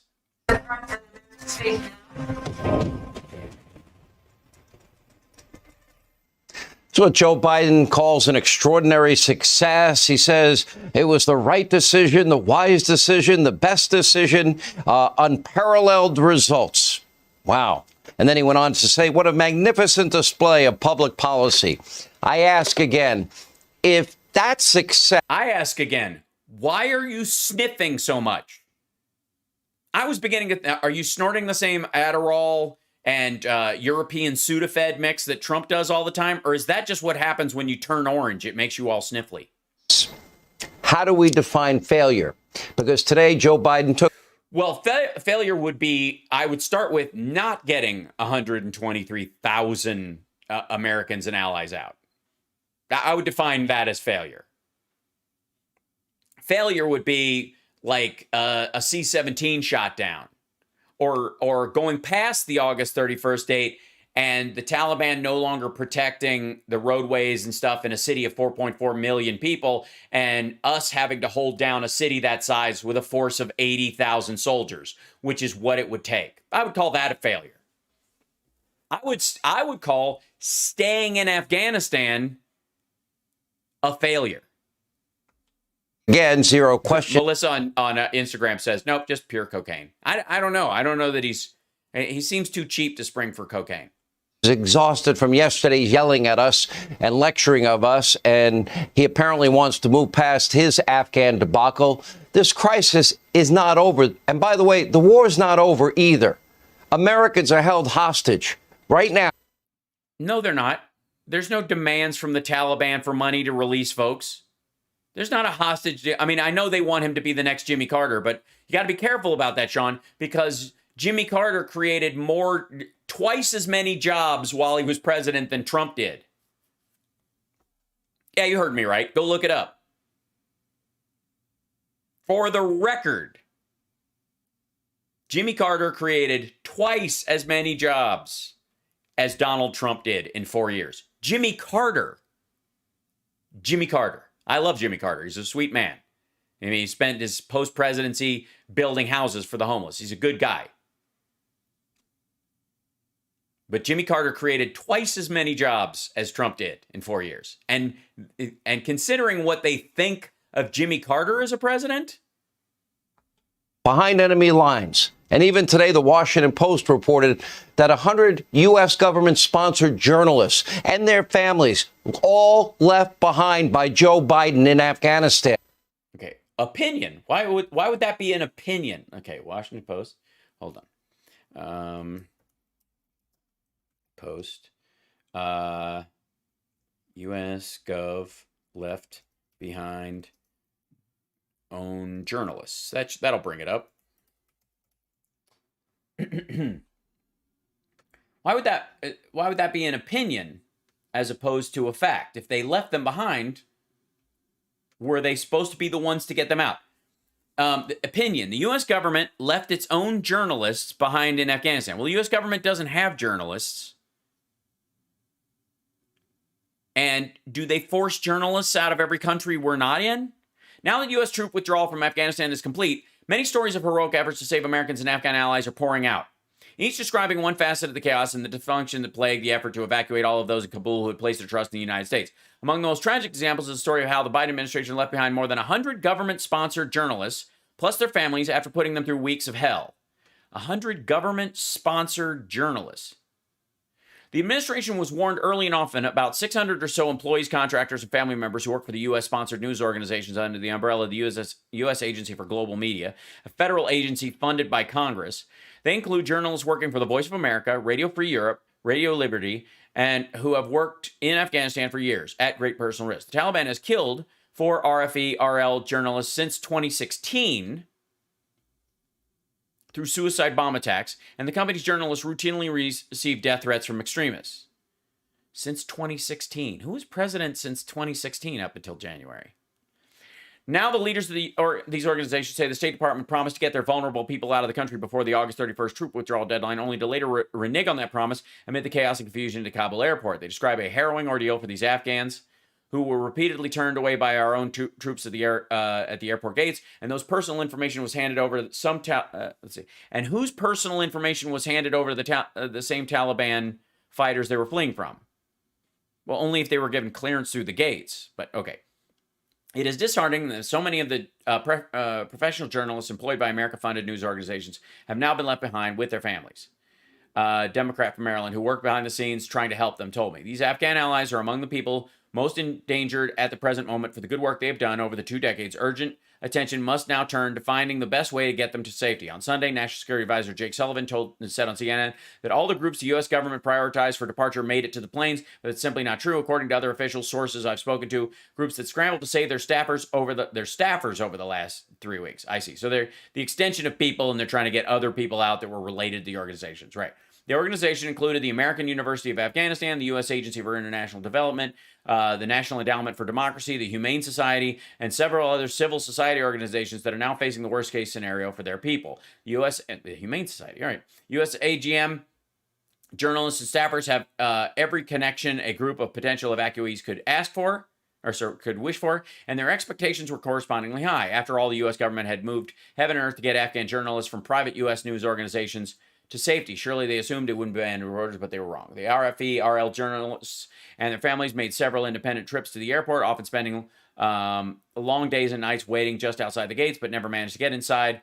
The RFE-RL president, Jamie Fly, told her in an interview. Now they are stranded. We have expected the United States government, which helped create the space for journalism and civil society in Afghanistan over the last 20 years, would have tried to do more over the last several weeks to assist journalists who made the decision that it was best for them to leave the country, but they consistently failed to do that. Their initial optimism was rooted in the claim that there were assurances, what they claim were assurances, that the U.S. government employees and contractors, RFE-RL is an independent grantee, whereas VOA is a U.S. government agency, would be taken care of. So the VOA people got out, and the tangential people with the RFE-RL didn't get out because that was the number of the initial number or whatever. They got out all the people they said they were going to get out.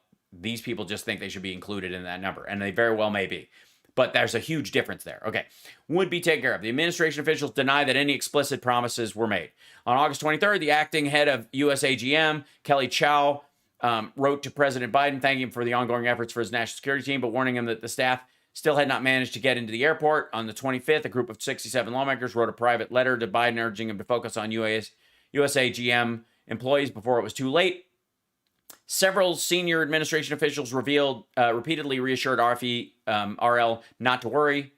Fly told me, but even top officials couldn't overcome the utter dysfunction and lack of communication between Washington and Kabul. At one point, Fly was on the phone with senior military officials who were trying to admit the group, waiting just outside the gate, but the message simply never got to the soldiers standing at the gate, and the group returned home. USAGM repeatedly, attempted several other bold gamuts to get its people out. 2 weeks ago, they secured seats for people on Czech airliners departing Kabul, but the people were turned away at the airport's gates and the planes left without them. Last week, USAGM worked with the State Department to charter 3 planes to bring people to Spain, but before the planes could land in Kabul, the Islamic State attacked the airport and Pentagon canceled all further scheduled charters. So this is not them being left behind because they didn't want to go, but this is going to be about abandonment as opposed to them doing everything they could. The people were there, they left. Then the flights they had to be canceled because suicide bombers. It's Afghanistan. There are now hundreds and hundreds, maybe more than 1,000 Americans with no way out. And of course, by the way, these are dual citizenship Afghans who are left behind, quote unquote, and they do have ways out. They're working with them, but any overt way might get them, affect their safety, so it's a tricky situation. But we had a deadline to leave. It was May 1st. We pushed it to August 31st. We have no update on the exact number or their whereabouts. No update. Oh, Sean, no update on their exact number and their whereabouts. I'm sorry, they're not telling you so you can put it on the air so that the Taliban and other people related to the Taliban can check U.S. news reports and Reuters and AP and your show to see where the allies that are hiding as we're trying to get them out are? What are you talking about? How is this exemplary of brains at all? Concrete plan at all. Why would they tell you the concrete plan to get people out who missed the deadline and were still trying to get out, who might have their lives in danger because of the Taliban? Why would they say their names? Why would they say where they are? Why would they announce the plan to get them out? What are they going to do? Tell them what border crossing they're going to use? What vehicles? Look in the sky for these particular helicopters you can fire at ISIS. Like what? What? How does this make any sense? And I'll tell you how it didn't make it. He knows this. He has to know this. I mean, dogs know this. This is not hard to figure out. But Sean Hannity gets to present this to you as if the federal government does not tell you their plan, the location of, and the names of the people that they're getting out of Afghanistan at this point for their own safety, that means they don't have a plan. And he can't sell this leave no one behind as Biden walks away graphic that he made on Fiverr. He can't use that if they tell where they're going to go, or if he admits that he knows that the U.S. government and the military are not going to tell you who the people are, where they are, and where the fuck they're going. Rescue them. We have no diplomats on the ground. We have no military on the ground. Right. We got out of the country.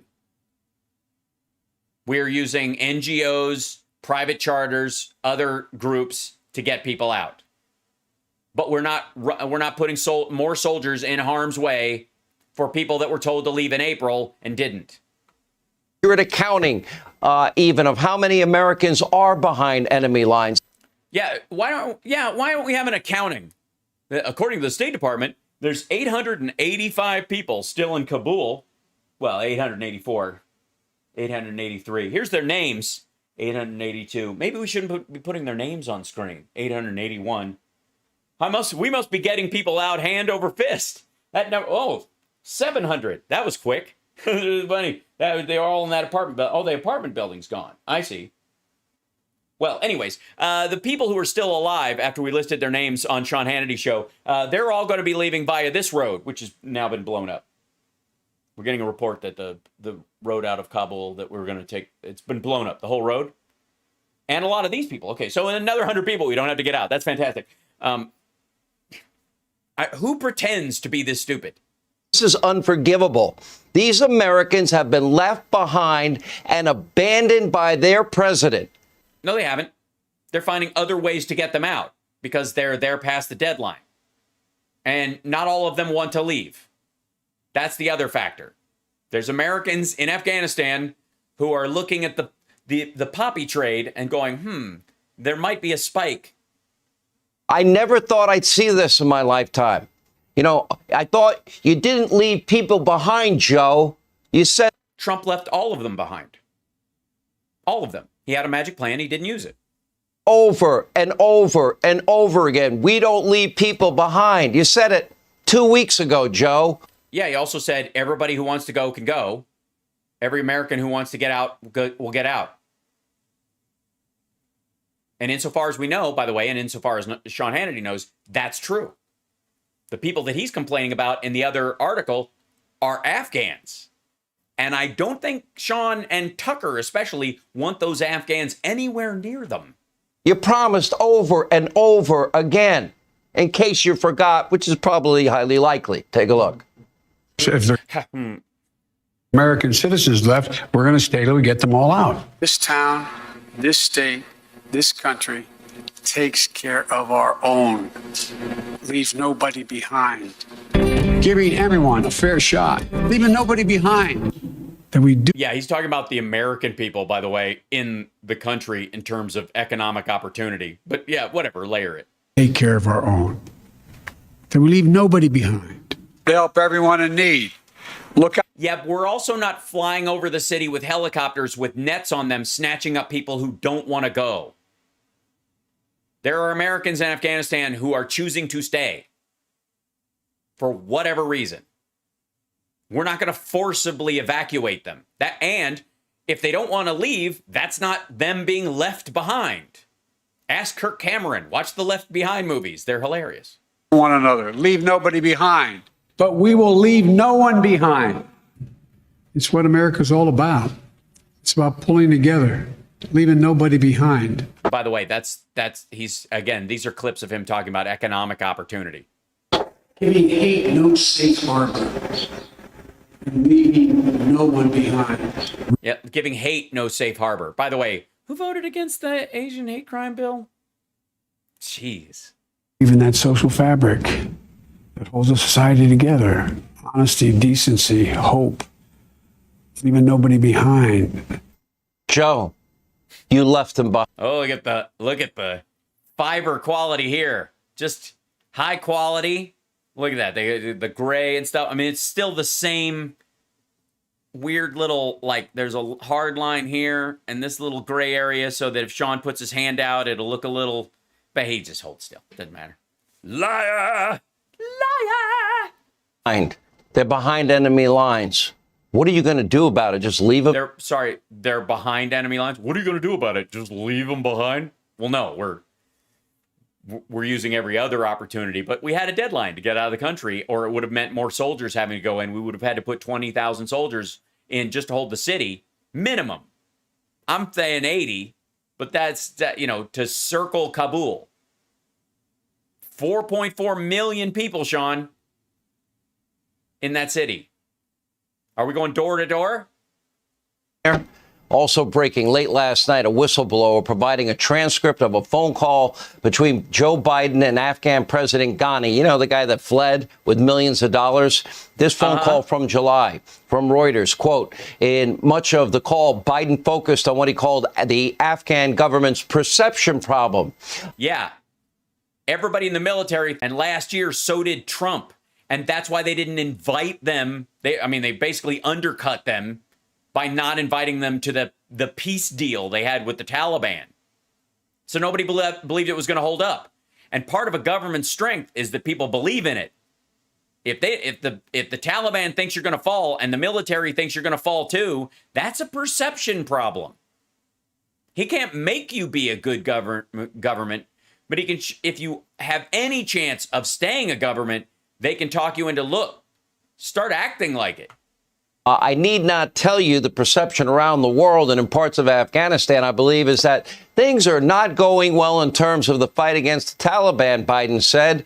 And there is a need, whether it's true or not, we all knew it was true. There is a need to project a different picture. Everybody knew it was true. Yeah, that's true. Last year, year before, the year before that, everybody knew the Afghan government was bullshit. and that the military would fall apart as soon as the Taliban started to march. Everybody knew. You're right, Sean. Everybody knew. So why did we stay? Everybody knew it. Why did we stay? I'll tell you why. Because Trump is a nutless coward.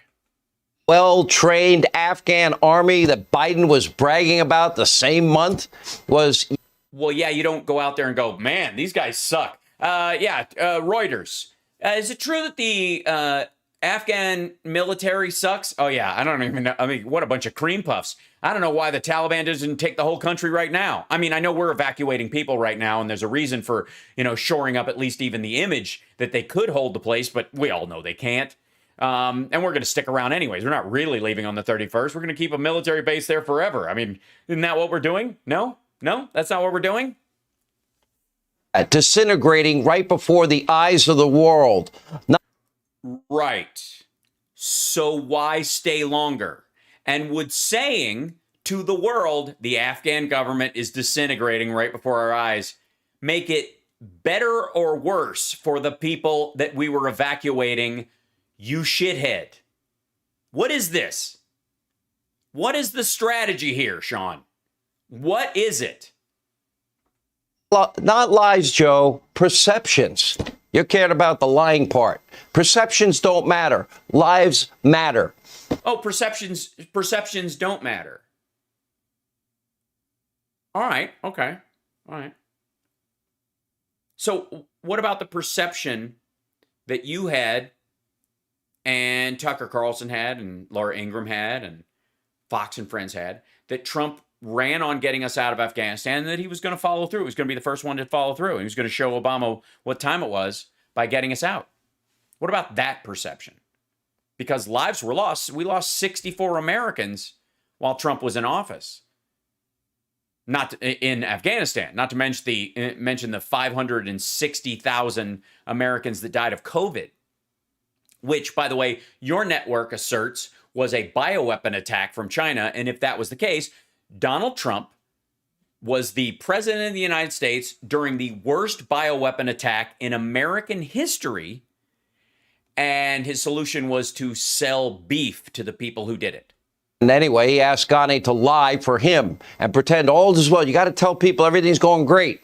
So then Joe Biden could take his victory lap. No, the victory lap is after we left and Ghani was already gone.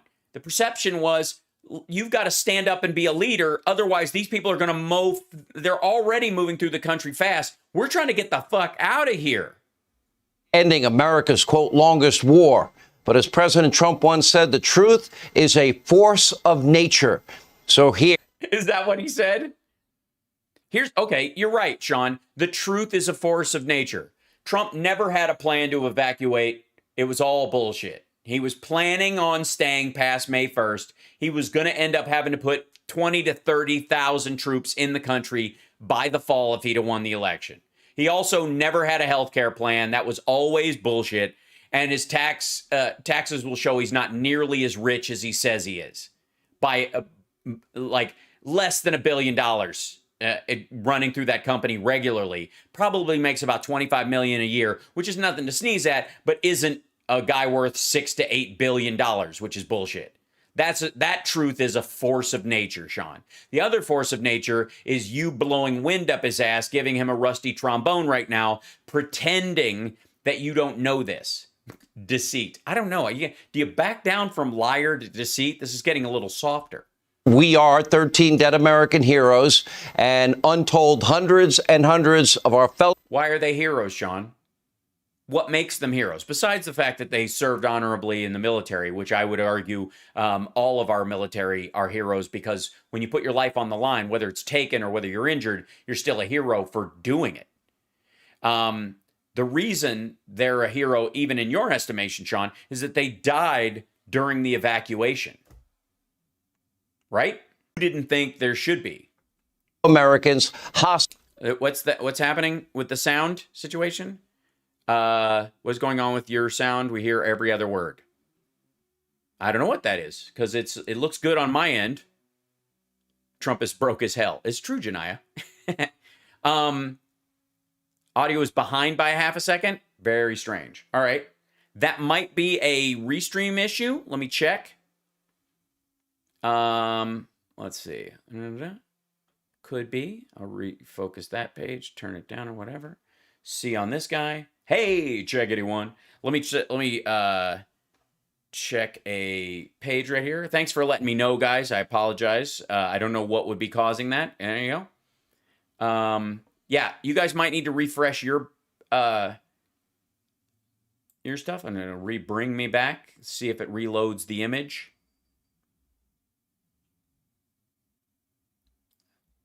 Yeah, I think it's a YouTube issue, perhaps. But I will say that Sean Hannity gets our 5 eggs for the day, one for each. I mean, it looks like his head, so that'll work or whatever. But again, backing down from liar to deceit. What's next? Obfuscation. Don't forget to like and subscribe, give a thumbs up to the show. And if you hate the show and you're a troll, I want to thank you from the bottom of my heart and everybody else who's in the chat room for spreading the show, because no one introduces us to a wider swath of the algorithm than people who hate the show.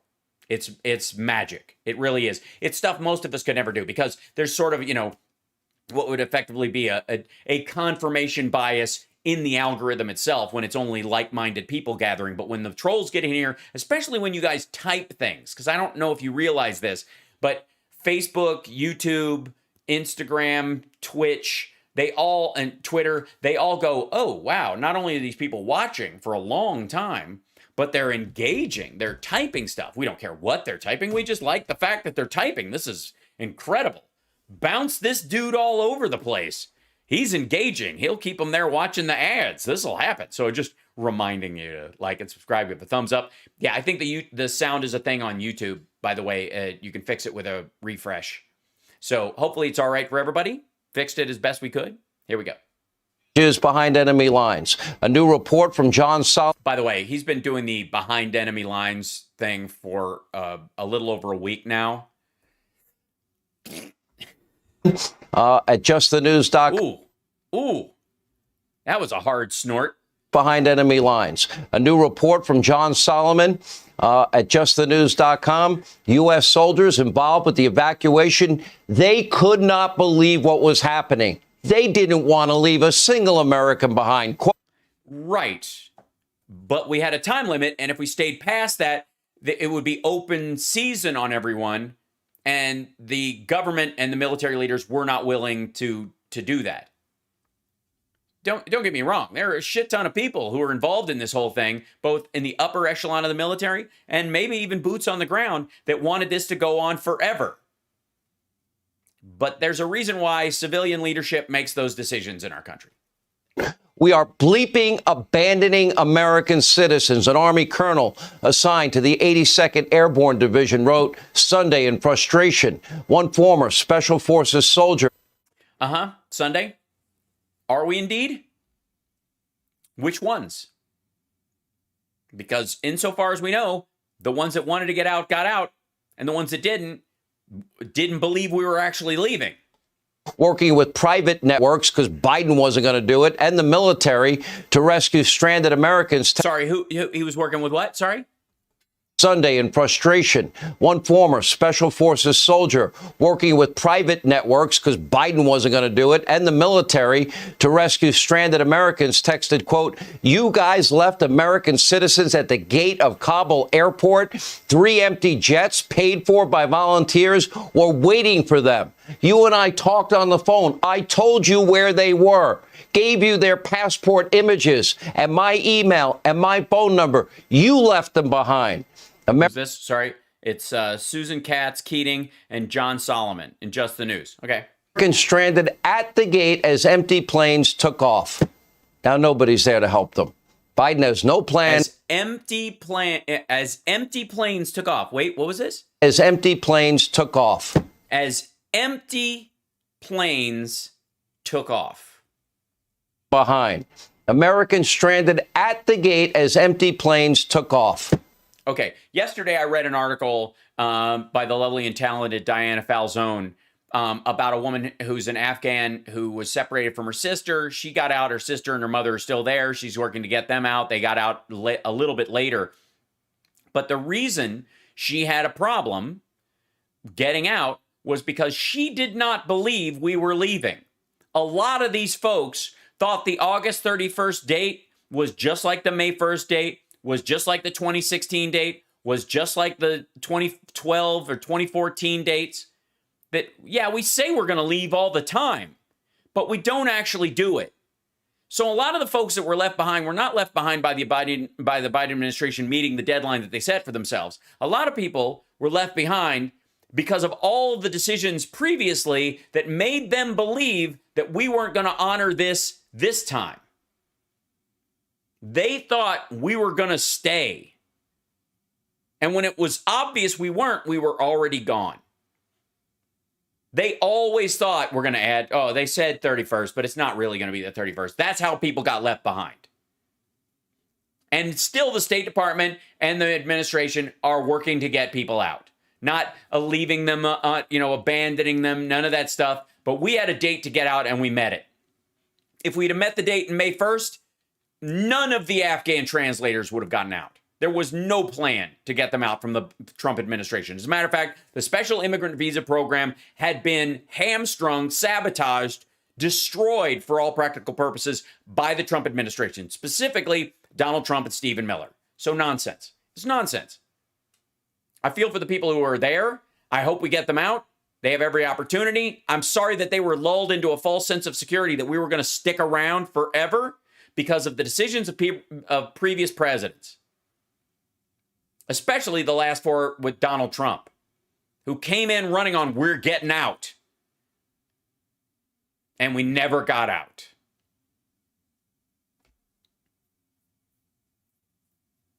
The audio issue on YouTube apparently is a YouTube issue, so just reload your page. Hopefully it'll make it better. Wait, I'm on Instagram? I'm trying. We're giving it a try. Starry. We're giving it a try. We'll see if it lasts. We'll see if we keep doing it. If it were, because I have no way of checking to see if it's actually functioning. And yeah, so there you go. All right, let's get to our last clip for today. Douche D'Souza and his lovely wife, Debbie, are often on here, and they more than anyone else bring us sort of the shockingly xenophobic immigrant perspective.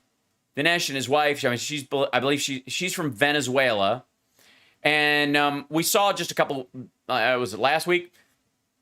That she was worse about the possibility of Afghans coming here, translators and their families. She was horrified at the notion that we don't even know if these people are all terrorists.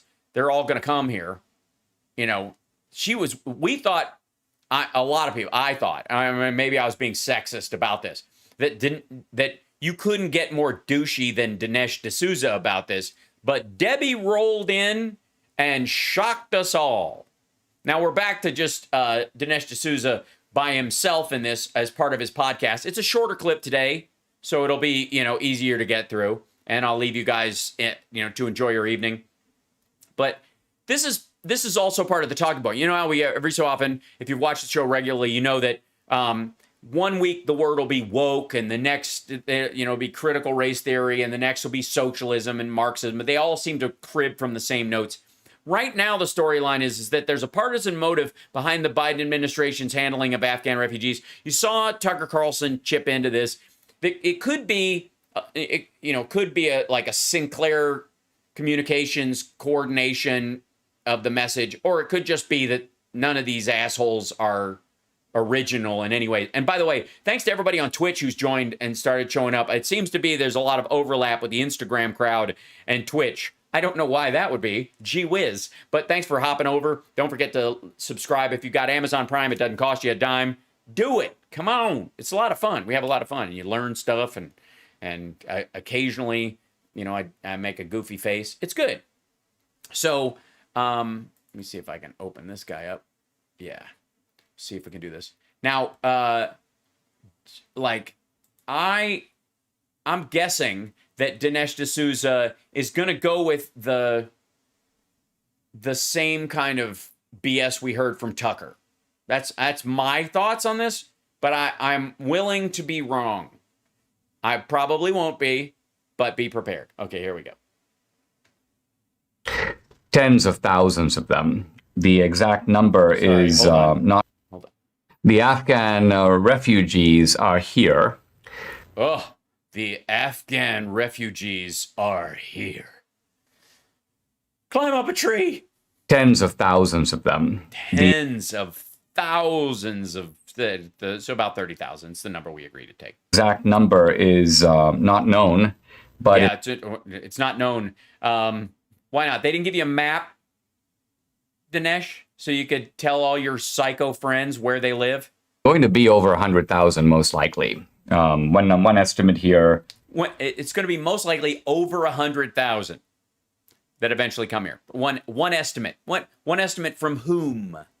111,000 Afghans. Interestingly, if you think about... Sorry. That one estimate is from whom?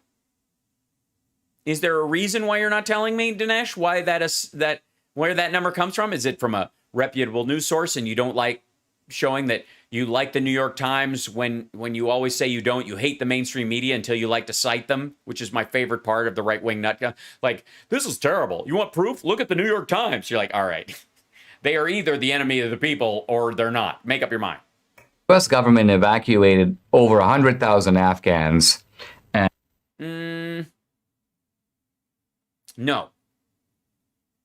Not everybody who was evacuated was Afghan. The 123,000 was American staff and other people too. Not all of them are Afghans. They're just, again, this goes to like, I hope he uses there's actually $90 billion worth of weapons we've given to the Taliban. 5,400 American citizens. So the discrepancy there is very telling. And what is it telling you? Because not all those people are coming here or came here. So what's it telling you, Dinesh? That Afghans who helped us in the Afghanistan war and their children and their wives, or some of the women actually helped us. That might shock the shit out of you. Might come here. Dear God. Debbie and I were on the podcast together several days ago. Oh yeah, we saw it. She out xenophobed you. It was impressive. And I expressed some... He and Laura Ingraham dated? Really? Huh. I did not know that. Ambivalence about these refugees. I think that when you have people who have helped the United States, it is a good idea to stand by your allies. But as Debbie didn't think so. Begin to look into this more closely. All kinds of worrying signs emerge. Now, the first one... boy. Worrying signs. Apparently, these toddlers did nothing. Is that the Biden administration is apparently has a plan to relocate these refugees all over America. Oh, yeah? All over America, just randomly? Probably swing districts. Is that the story? And it looks to be that they are emphasizing swing states. Now, that is... yeah, okay. So we're going for the exact same Tucker Carlson storyline. So here you go, guys. This is another example of where the story is planted throughout the right-wing blogosphere and talking points, and then it disseminates in everywhere. And then this is where you're going to hear it at across the dinner table or some random chat room. They're just spreading them out. They're only putting them in swing states. This is the way they're going to control the election. Like, just get used to it. Self really telling. They're not only emphasizing swing states. I see that Salt Lake City, for example, is on the list, but I see Phoenix, I see Denver, Colorado. I see Jacksonville. I see Atlanta. That's Georgia. It is? Weird. I was not aware that Atlanta was in Georgia. Why would you need to tell someone that? Oh, his regular viewers. And I see St. Louis, that's Missouri. Is it? You sure it's not St. Louis, Indiana? There's got to be a bunch of St. Louis's. I mean, he was a very popular saint. He was the patron saint of arch supports. Hence the... See Raleigh, that's North Carolina. So Did you just break wind? He did the fart shrug again. God damn it. There we go. Could be that the Democrats here this is part of the same strategy that they have on the southern border, which is bring in illegals, dissipate them in the swing states, try to consolidate their advantage in those states. Wait, what? Our? How did you just slip and say our advantage in those swing states? Try to consolidate? He meant like put Republicans in camps and everybody this way, or at least over the long term. Yeah, over the long term. I mean, it would have to be long term because these people won't be able to vote for like 10 to 12 years. Now, there's some Florida Republicans, including, I believe, both Republican Senators Rubio and Scott, who have basically said, we don't have a problem. Send some Afghan refugees our way. We want immigrants that are socially conservative, that are hardworking, that are pro-American, that help the United States. So Florida, or at least the two senators, don't seem to be concerned. Yeah, that's weird. They don't seem to be concerned about these Afghans. They do realize they don't speak English, right? That they speak like Pashto or something. I don't know. Tucker was really worried about it. I think there's a reason to be concerned about this type of immigrant relocating to Florida. In other words, we saw even in 2020 the example that by and large, the Cubans, the Venezuelans, the people who came from countries where they were fleeing bad things in those countries ended up voting right, voting for the Republicans. Voting right. He doesn't mean right wing. He means correct. For Trump. Now, that being said, when I listen to the rhetoric of the Biden administration, these Afghan refugees, these are the people that we owe a debt to, because after all, these are the people who were our translators. And I say to myself, translators? What, you had 100,000 translators? No. We had, over the time we were there, and it's not all translators. It's translators, assistants, scouts, some journalists like we've seen, and their families, because we're not going to go, well, you helped us and that's great, but your child has to stay in a war zone. You know, you helped us, but did you really help that much? 100,000 translators. Jesus Christ. These were our allies, Dinesh. They were really helping the United States. I don't deny that there were probably people who were working closely with the U.S. military, but I refuse to believe that there are 100,000 of them. That is... Okay, that's it. Guys, cut out the special immigrant visa program. Dinesh doesn't believe that in a country of 38 million people that 100,000 people helped us in a 20-year fucking war. 20 years we were in that country. By the way, some of the people who helped us in the beginning had children that helped us near the end. So they're procreating. That's the big concern. That's what we're really worried about. These Afghans, they breed like rabbits. Sure, they're helping us, but do we have to take in their grandkids? Well, yeah, technically their grandkids actually helped us. I don't know. I don't buy it. 100,000. What kind of a ridiculous number? Are you out of your mind? Absolute nonsense. The simple truth of it is that the Biden administration seems to be basically taking everyone who showed up, seems to have no proper vetting process. It could very well be that they're Taliban guys who go, listen. Yeah, there's lots of Taliban guys and their babies, little baby Talibans. They're the worst. We can take some of the war to the United States. Why don't we show up? I mean, these guys have a beard. We have a beard. Those guys don't. Holy shit. This, by the way, our military vetted these folks. The State Department's working on it. None of them were brought directly to the United States, except ones we'd already vetted and we knew very well. Listen to all the soldiers who are talking about people that they know who've landed in Indiana or Texas or other places like that. We have beards. They have beards. Holy shit. On names. They don't know who our relatives are. They're not asking U.S. military soldiers to vouch for us individually. None of that. America's not even doing any of that. So. Yeah, we are. That's why they didn't come straight here. That's why they went to Qatar and to Germany and to Uzbekistan. These guys are going to come to a country, and listen, this is not the America of the 1940s or 1950s. We're a divided country. We have dilapidated cities. We have... Well, I mean, obviously, until Biden's infrastructure bill gets passed.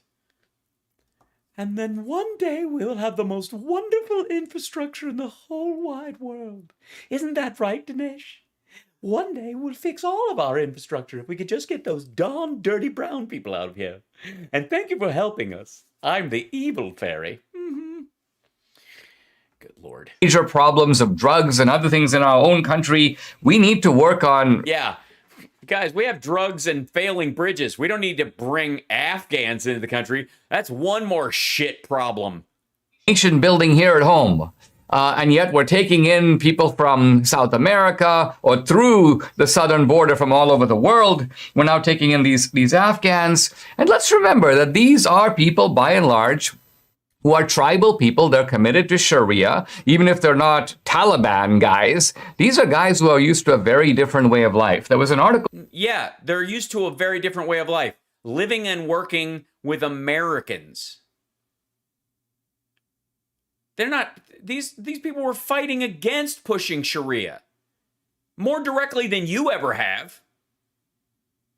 They were trying to create a situation where it was safe for their daughters and their wives to work and go to school. Meanwhile, you're here trying to limit women's rights. In 2017 by Cheryl Bernard, the wife of a former U.S. ambassador who was himself Afghan-born. And she said that... Ew. The Afghan refugees who have actually been taken by European countries over the last several years have very high rates of crime, very high rates of public dependency. Those are, first of all, those are just Afghan refugees in general. They are not the special immigrant visa folks. There's a very distinct difference. And like mass migration issues up through there into Europe are wholly different than vetting the people that helped us like carry out this mission in Afghanistan for 20 years. Look, I'm a little pained in writing this article. I'm writing it kind of reluctantly, but I do want you to know that there are problems that come with this, and yet we're hearing nothing about that.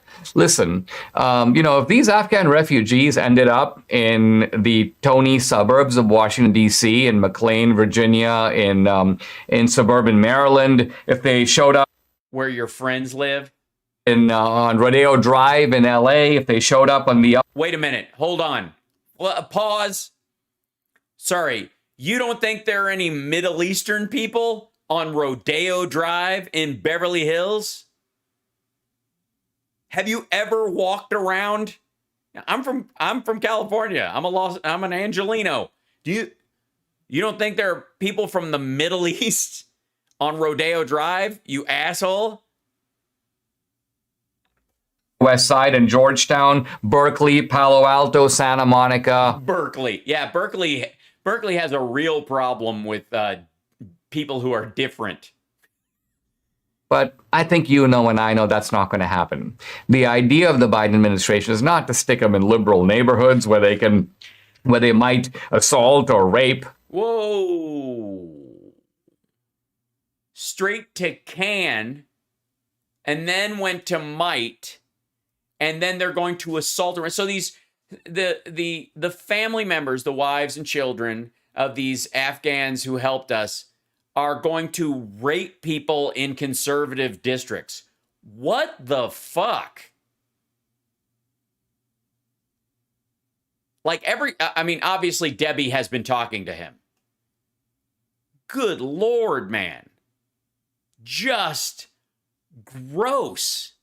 The daughters of some prominent, lobbyist or some prominent attorney who's a Democrat. Sorry, lobbyists or Democratic attorneys. These are the main. No, the idea is, why don't we kind of give them to the heartland? That's, after all, where we've got the political problem. Let's deposit these refugees over there. Yeah, that's a great idea. So this is our strategy. Let's take a bunch of people who can't vote for 12 years, put them in the heartland, which we were in the process of turning purple, by the way. And apparently they're going to run around and rape and murder everybody. And it was our idea to put them there. And that'll be the thing that leads people to vote our way.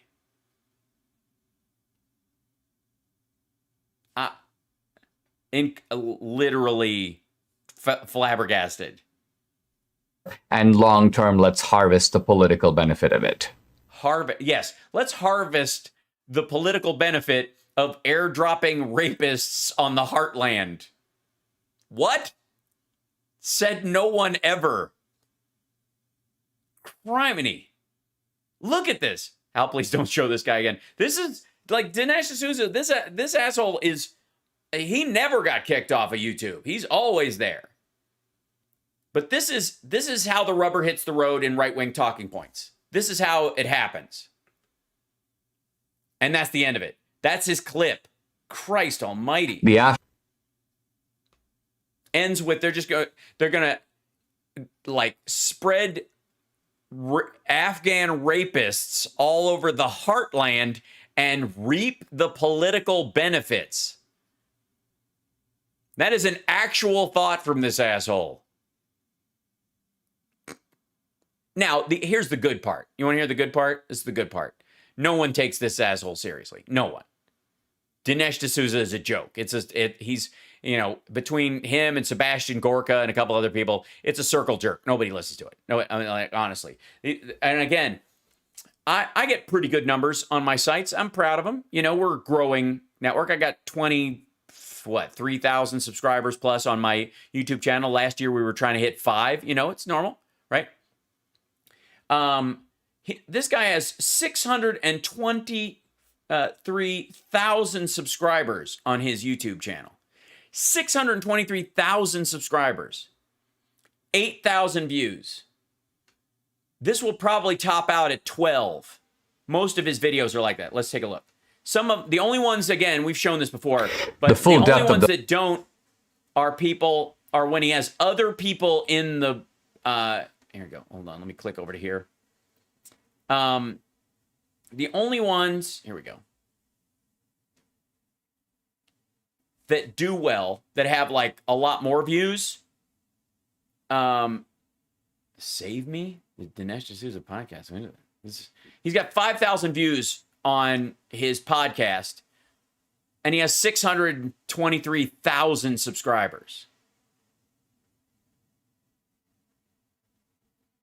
He tops out. There's a couple of these where he has like Gad Sad on, who has an audience, so Gad's audience will come over and watch it. So he's got 14K on something like that. Or if he puts on his thing like, look at Biden crashes and burns, this kind of thing. There's a picture of Biden, and it's got 55,000 views. Or here's Psaki called out, reported about 212,000 views. It's a minute. It's a clip from the show. It's a minute 14, minute 16 on these clips. He's not in them. He gets huge hits off this stuff when he's not in his stuff. He does really well when he's not in his own videos. And stuff that are, stuff that's weeks old tops out. Here you go. Reporter reveals results of humiliating poll against Joe Biden. 94,000 views. It's a minute 7, this one right here. Here come the Afghans. And this is the hour long that he had with his wife, which was just horrifying. Okay, I know we got to get out of here, but the full depth of the Biden administration's betrayal of our citizens and our allies in Afghanistan is now just coming to light. I'll have the gory details. California's next governor, I hope, Larry Elder, joins me to talk about whether he is the black face of family. We actually did. Here's Danielle, by the way, with her moccasins. And of course, Debbie and I just love. Oh, look at that. My Pillow is paying for all this shit. What a shock. Use promo code Dinesh. Gee, do you see the through line here? All right, there we go. And then he's got Larry Elder on as a guest. That's a good. Oh, this is it. Yeah, hold on. Debbie comes on. Here's Debbie. And I don't remember if, let's see if this is where the clip came from. Let's see.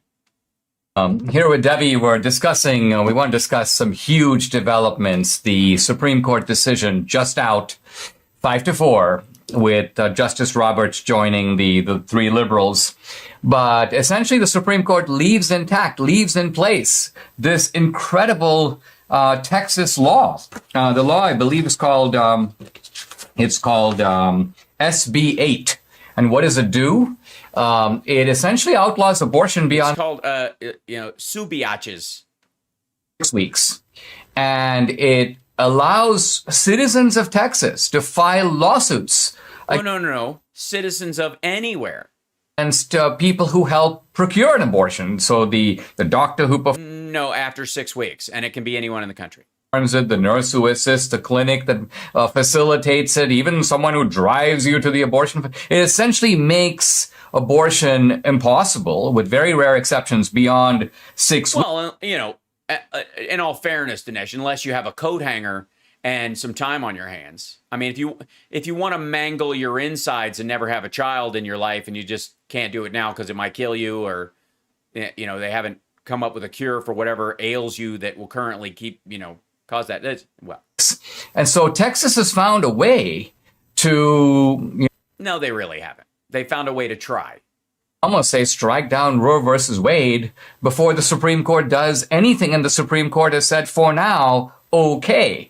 Debbie, what do you think about this? I mean, this is huge. I mean, think about it. Since 1973, in no state in the Union have you been able to, in any meaningful way, restrict abortion? Yeah, she did it. Yeah, you haven't been able to, Debbie. Now you've won. What's it like? Until now. And as of today, I mean, clinics have basically shut down. There were long lines a couple of days ago because they knew that the law was going into effect.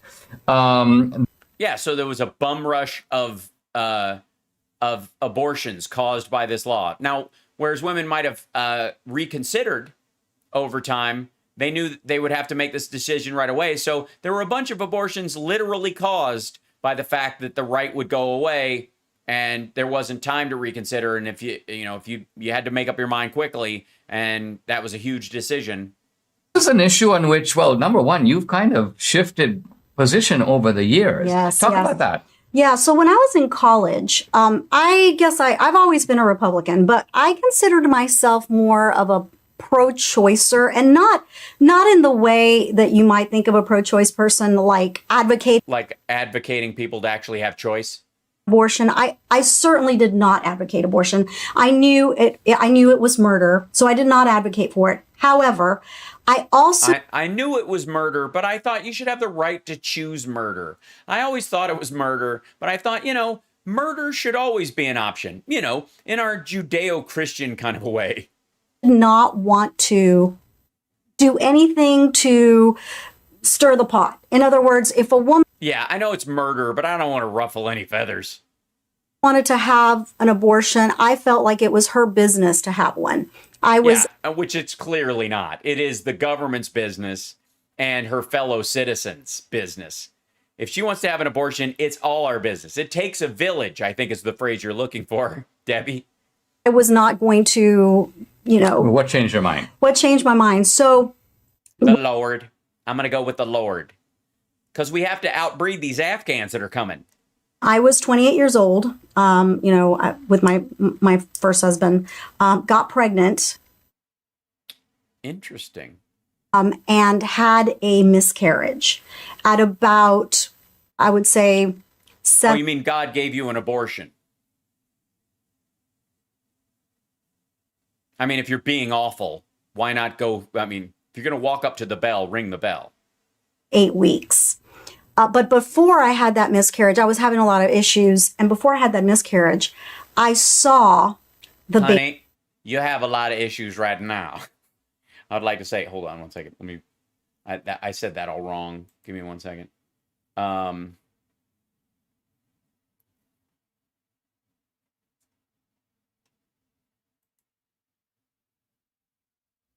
we go. Girl, you got a lot of issues right now. I don't think any of your issues have gone away. My stars. His heartbeat. So I immediately knew that there was a beating heart inside of me. I mean, pause. Because the reason this is significant, I think, is because 6... Yeah, don't let her talk too long. Women should not be allowed to talk too long, Dinesh. The rule is 1 sentence, and then if you've earned it, another half sentence, and then an apology for interrupting the man. That's thank you, Dinesh, for putting her in her place right now. Is in fact the boundary set by the Texas law. Right, but it's called the heartbeat bill because it means that. Well, you called it that, obviously. Now, notice I wanted to call, and I know I shouldn't be saying this as a woman and as a Texan, but I wanted to call the stand your ground law the heartbeat law because it was the last heartbeat someone would have, before I used my little Colt 45 I carry around for medicinal purposes. And in the case I had to say, I don't know, someone attacked me and I had to abort them, if you understand my meaning. Heartbeat, and I want to tell you that even before 6 weeks.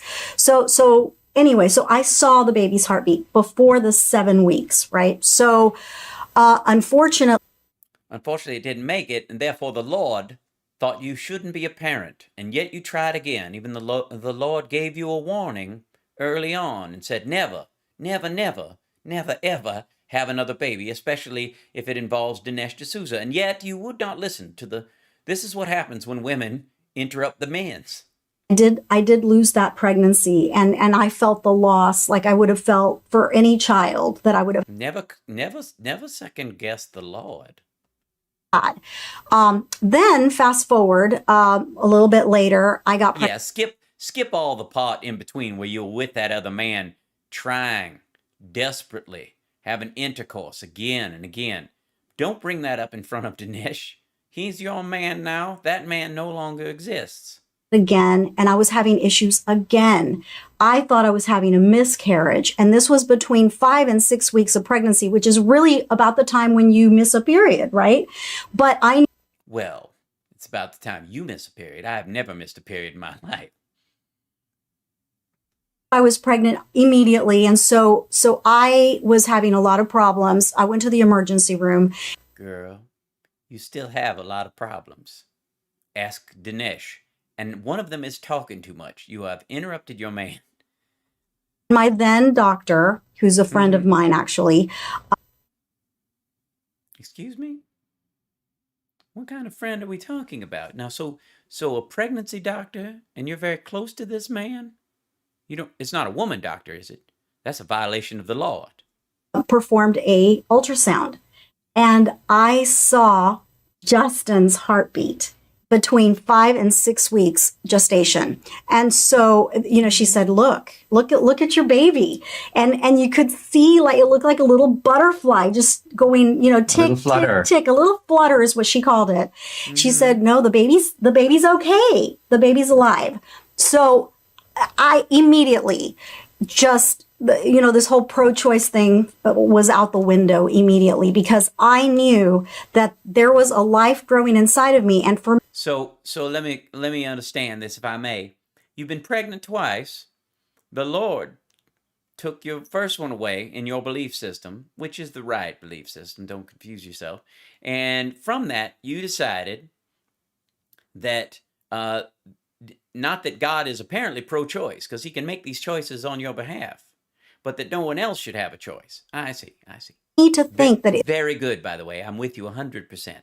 Okay. Well, 82%, obviously. I have a lot of other things to think about. I can't get all caught up in your nonsense or whatever. And I find your choice of men ultimately problematic. Not him, obviously. That's your current male, and therefore you should bow down to him at every turn. But this doctor is what I'm concerned about. That's yeah. For a human being to end the life of another human being because of inconvenience. Mm-hmm. So you are against gun sales now. I see. Think of the dishonor. Well, or the death penalty, for example. I mean, obviously, it's very inconvenient that someone on death row is eating food provided by the taxpayer. That is no minor inconvenience. Of the phrase, reproductive right. Okay, first of all, this is getting a little too weird, and some of you are enjoying that a little too much. I have concerns. Because the truth of it is, you've already reproduced. You know what I mean? The reproduced being exists and is in fact genetically distinct. It's inside of you, but it's not the same as you. Exactly. Well, yeah, it's very different. And apparently, what do we know about Justin now? What are we talking Exactly. So I think that is the reason why I became so impassionate with You mean anti-choice? pro-life movement. Uh-huh. And I got back into politics. I was a political science major, and I kind of lost my way a few years there having children and stuff. Children, but then shit, I haven't watched this. Man, was that dead on. I lost my way having children. Listen to this shit. Holy God, listen. Major, and I kind of lost my way a few years there having children, but then in about I what? So a lot of people stray from the straight and narrow by having children. 2008, I got involved with the Republican Party again. And in 2013, Texas... You left your husband and married Dinesh? Leave it to Texas, the trailblazers here in this. Yeah, especially in the area of power grids. I'm sorry, not trailblazer, garage blazers. People's garages caught fire because they were running generators in them with kerosene, and they had what was the first restrictive anti-abortion law in the country. And that was that you could not have an abortion after 20 weeks. So this was met with a lot of resistance. And it reminds me really of the people that are right now at the Capitol. We have a short clip. We're going to take a moment and watch it. This is a clip of a group of people demonstrating outside the Texas State House. Listen.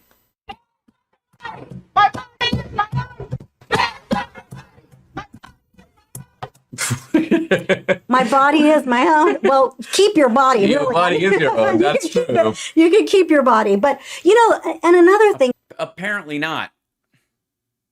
I mean, I get the attempt at comedy, I suppose, by watching that, and the laugh that they were getting from it. But I'm completely confused why they think that makes their point for them. Like these ridiculous women in an organized and orderly fashion demonstrating against the limitation of their rights as Americans. Really that just appalled me is the fact that they say that we're the hateful people. Yeah, you are.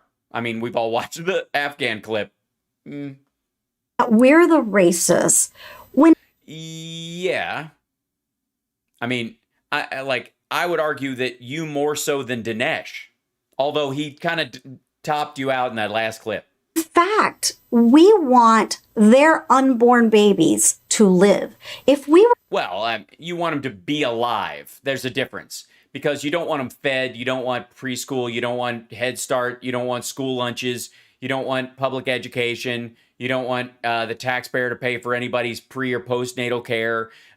You don't give a shit about lead pipes. Yeah, I mean, there's a lot that happens to that kid after it's born that you don't give a rat fuck about. And that would go a long way towards ending a lot of abortions. If there indeed was a support structure for women who become pregnant, dealing with prenatal and postnatal care and single moms who find their kids have special needs, for example, those kind of programs help a lot. And you guys fight against them at every turn. And then you want these kids to go to school during a pandemic that killed a baby in Florida this week without masks on because freedom. Oh, yeah. You guys didn't see that part? May I, if I may? Let's see. Let me grab this for you. Baby, Florida, COVID, death.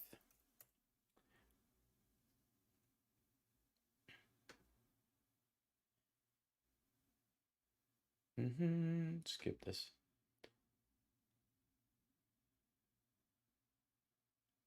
Oh, this is just different. Here you go. This actually is August 13th. This is different, though. A new mom only got to hold her newborn baby a few short minutes before dying from COVID-19, family says. But, pro-life. Yep. Let's see. Hold on. Back this up. Here you go. Yeah. Here's your pro-life for you, Debbie. 2 children, including newborn, die from COVID-19 in Duval County. One county. 2 children and a baby dead. Jacksonville, Florida. A 2-week-old baby in Duval County has died from COVID-19, becoming one of the youngest victims to die. One of them. Not the. One of the. Dr. Michael Gale, the medical director of pediatric intensive care unit at Wolfson Children's Hospital, reported the sad news during an online webinar Wednesday. The webinar featured local doctors around Jacksonville area who were giving a COVID-19 update. Gale said a second child also died from the virus. Action News Jax, which sounds like an 80s character from the 80s. Action News Jax, or something you do if you really like the news. Our medical expert, Dr. Michelle Aquino, has reported about how contagious the Delta variant is for children. Centers for Disease Control and Prevention has reported around 470 pediatric deaths from ages 0 to 18 since the start of the pandemic. When it comes to the number of cases in Florida, the state is now issuing only weekly reports, while many hospitals are choosing to do daily reports. 4 of the 7 deaths, including a 16-year-old, happened during the latest COVID-19 cases brought on by Delta variant in the Jacksonville area, which began in late June. As of Thursday, within the Baptist Health 5 hospital health system, there are 368 COVID patients. Of those patients, 349 of them are adults, 19 are children, and of those children, 4 are in the ICU. Obviously, the 3 that are dead Debbie will be happy to know, are no longer in the ICU. More than 90% of the coronavirus patients under 12 or older are not fully vaccinated. I think age 12 or older are not fully vaccinated. Our hearts go out to the families. We urge parents and caregivers to take precautions to protect themselves and their children from COVID-19.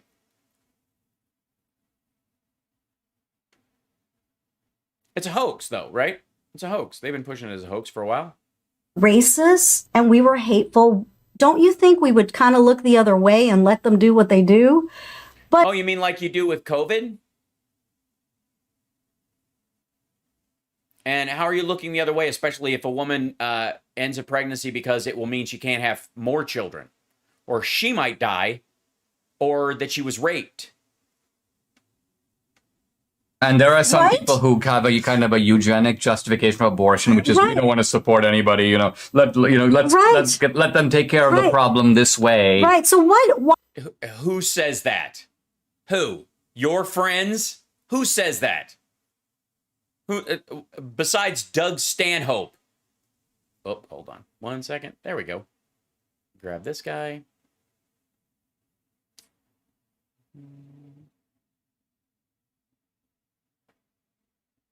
Do we care so much about these bohemians having children?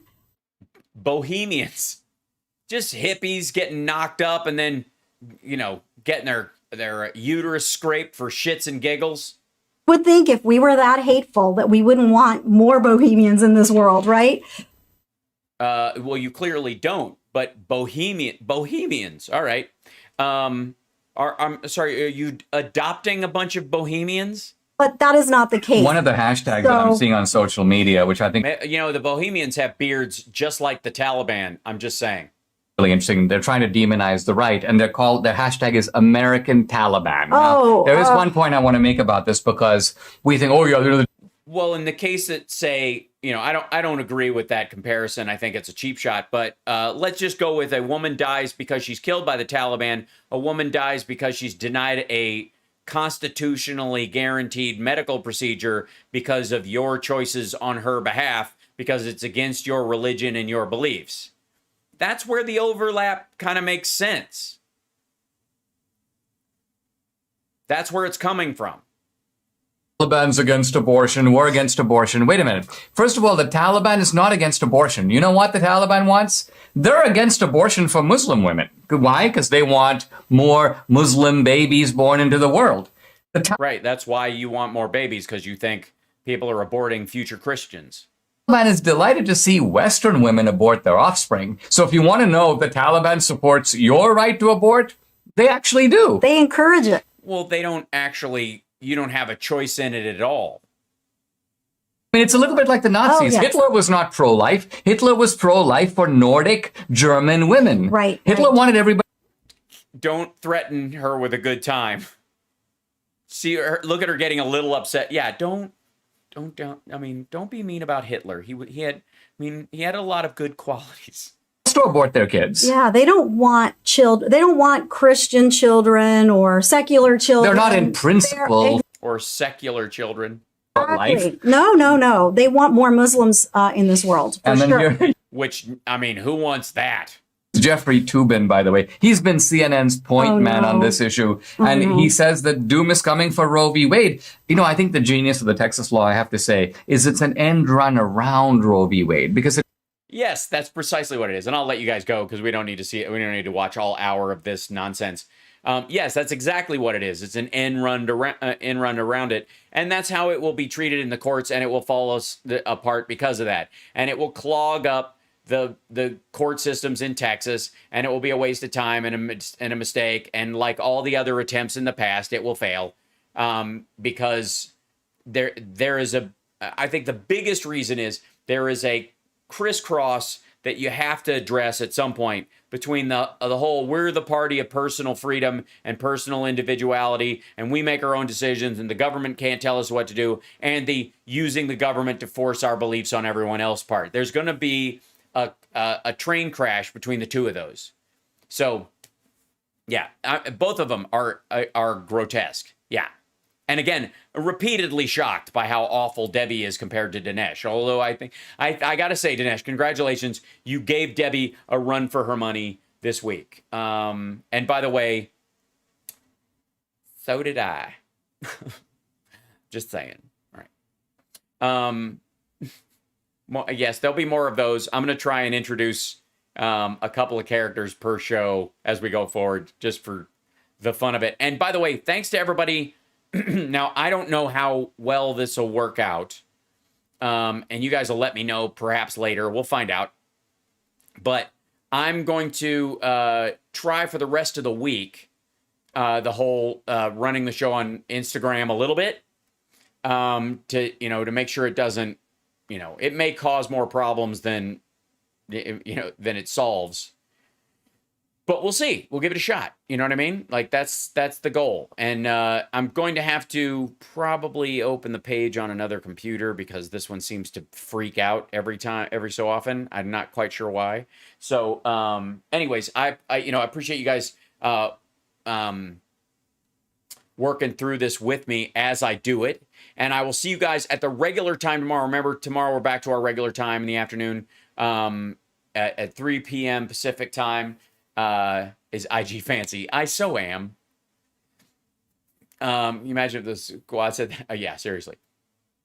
But yes, Megaworldwide is on the rise, and we appreciate you guys for being patient as I try, as I mess around with these kind of options in the page. Man, this page just takes. I know it takes a lot of energy.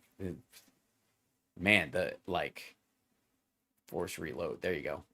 Yeah, it froze on there. I'm trying to mess with it right now. It still streams because I don't need to look at it. It's still working, I think, on Instagram, I believe. But we'll see. Or I just simply may have run out of time on my page, because I have a limited amount of time I can stream on there. But we'll see.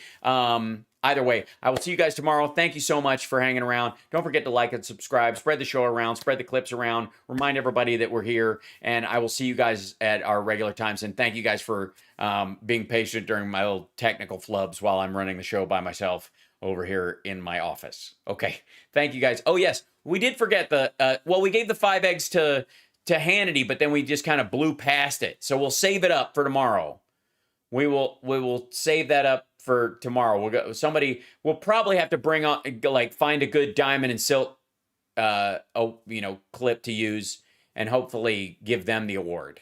That would be my hope. All right. I will see you guys tomorrow. Thank you guys so much for tuning in. Appreciate it. Love you guys. Be safe out there. Wear your mask, get vaccinated, do all of those things. And then let's get through this so we can go back to being people. Please. Yes. 10 eggs. I'm a total socialist. All right. Cheers. Take care, everybody. I'll see you tomorrow.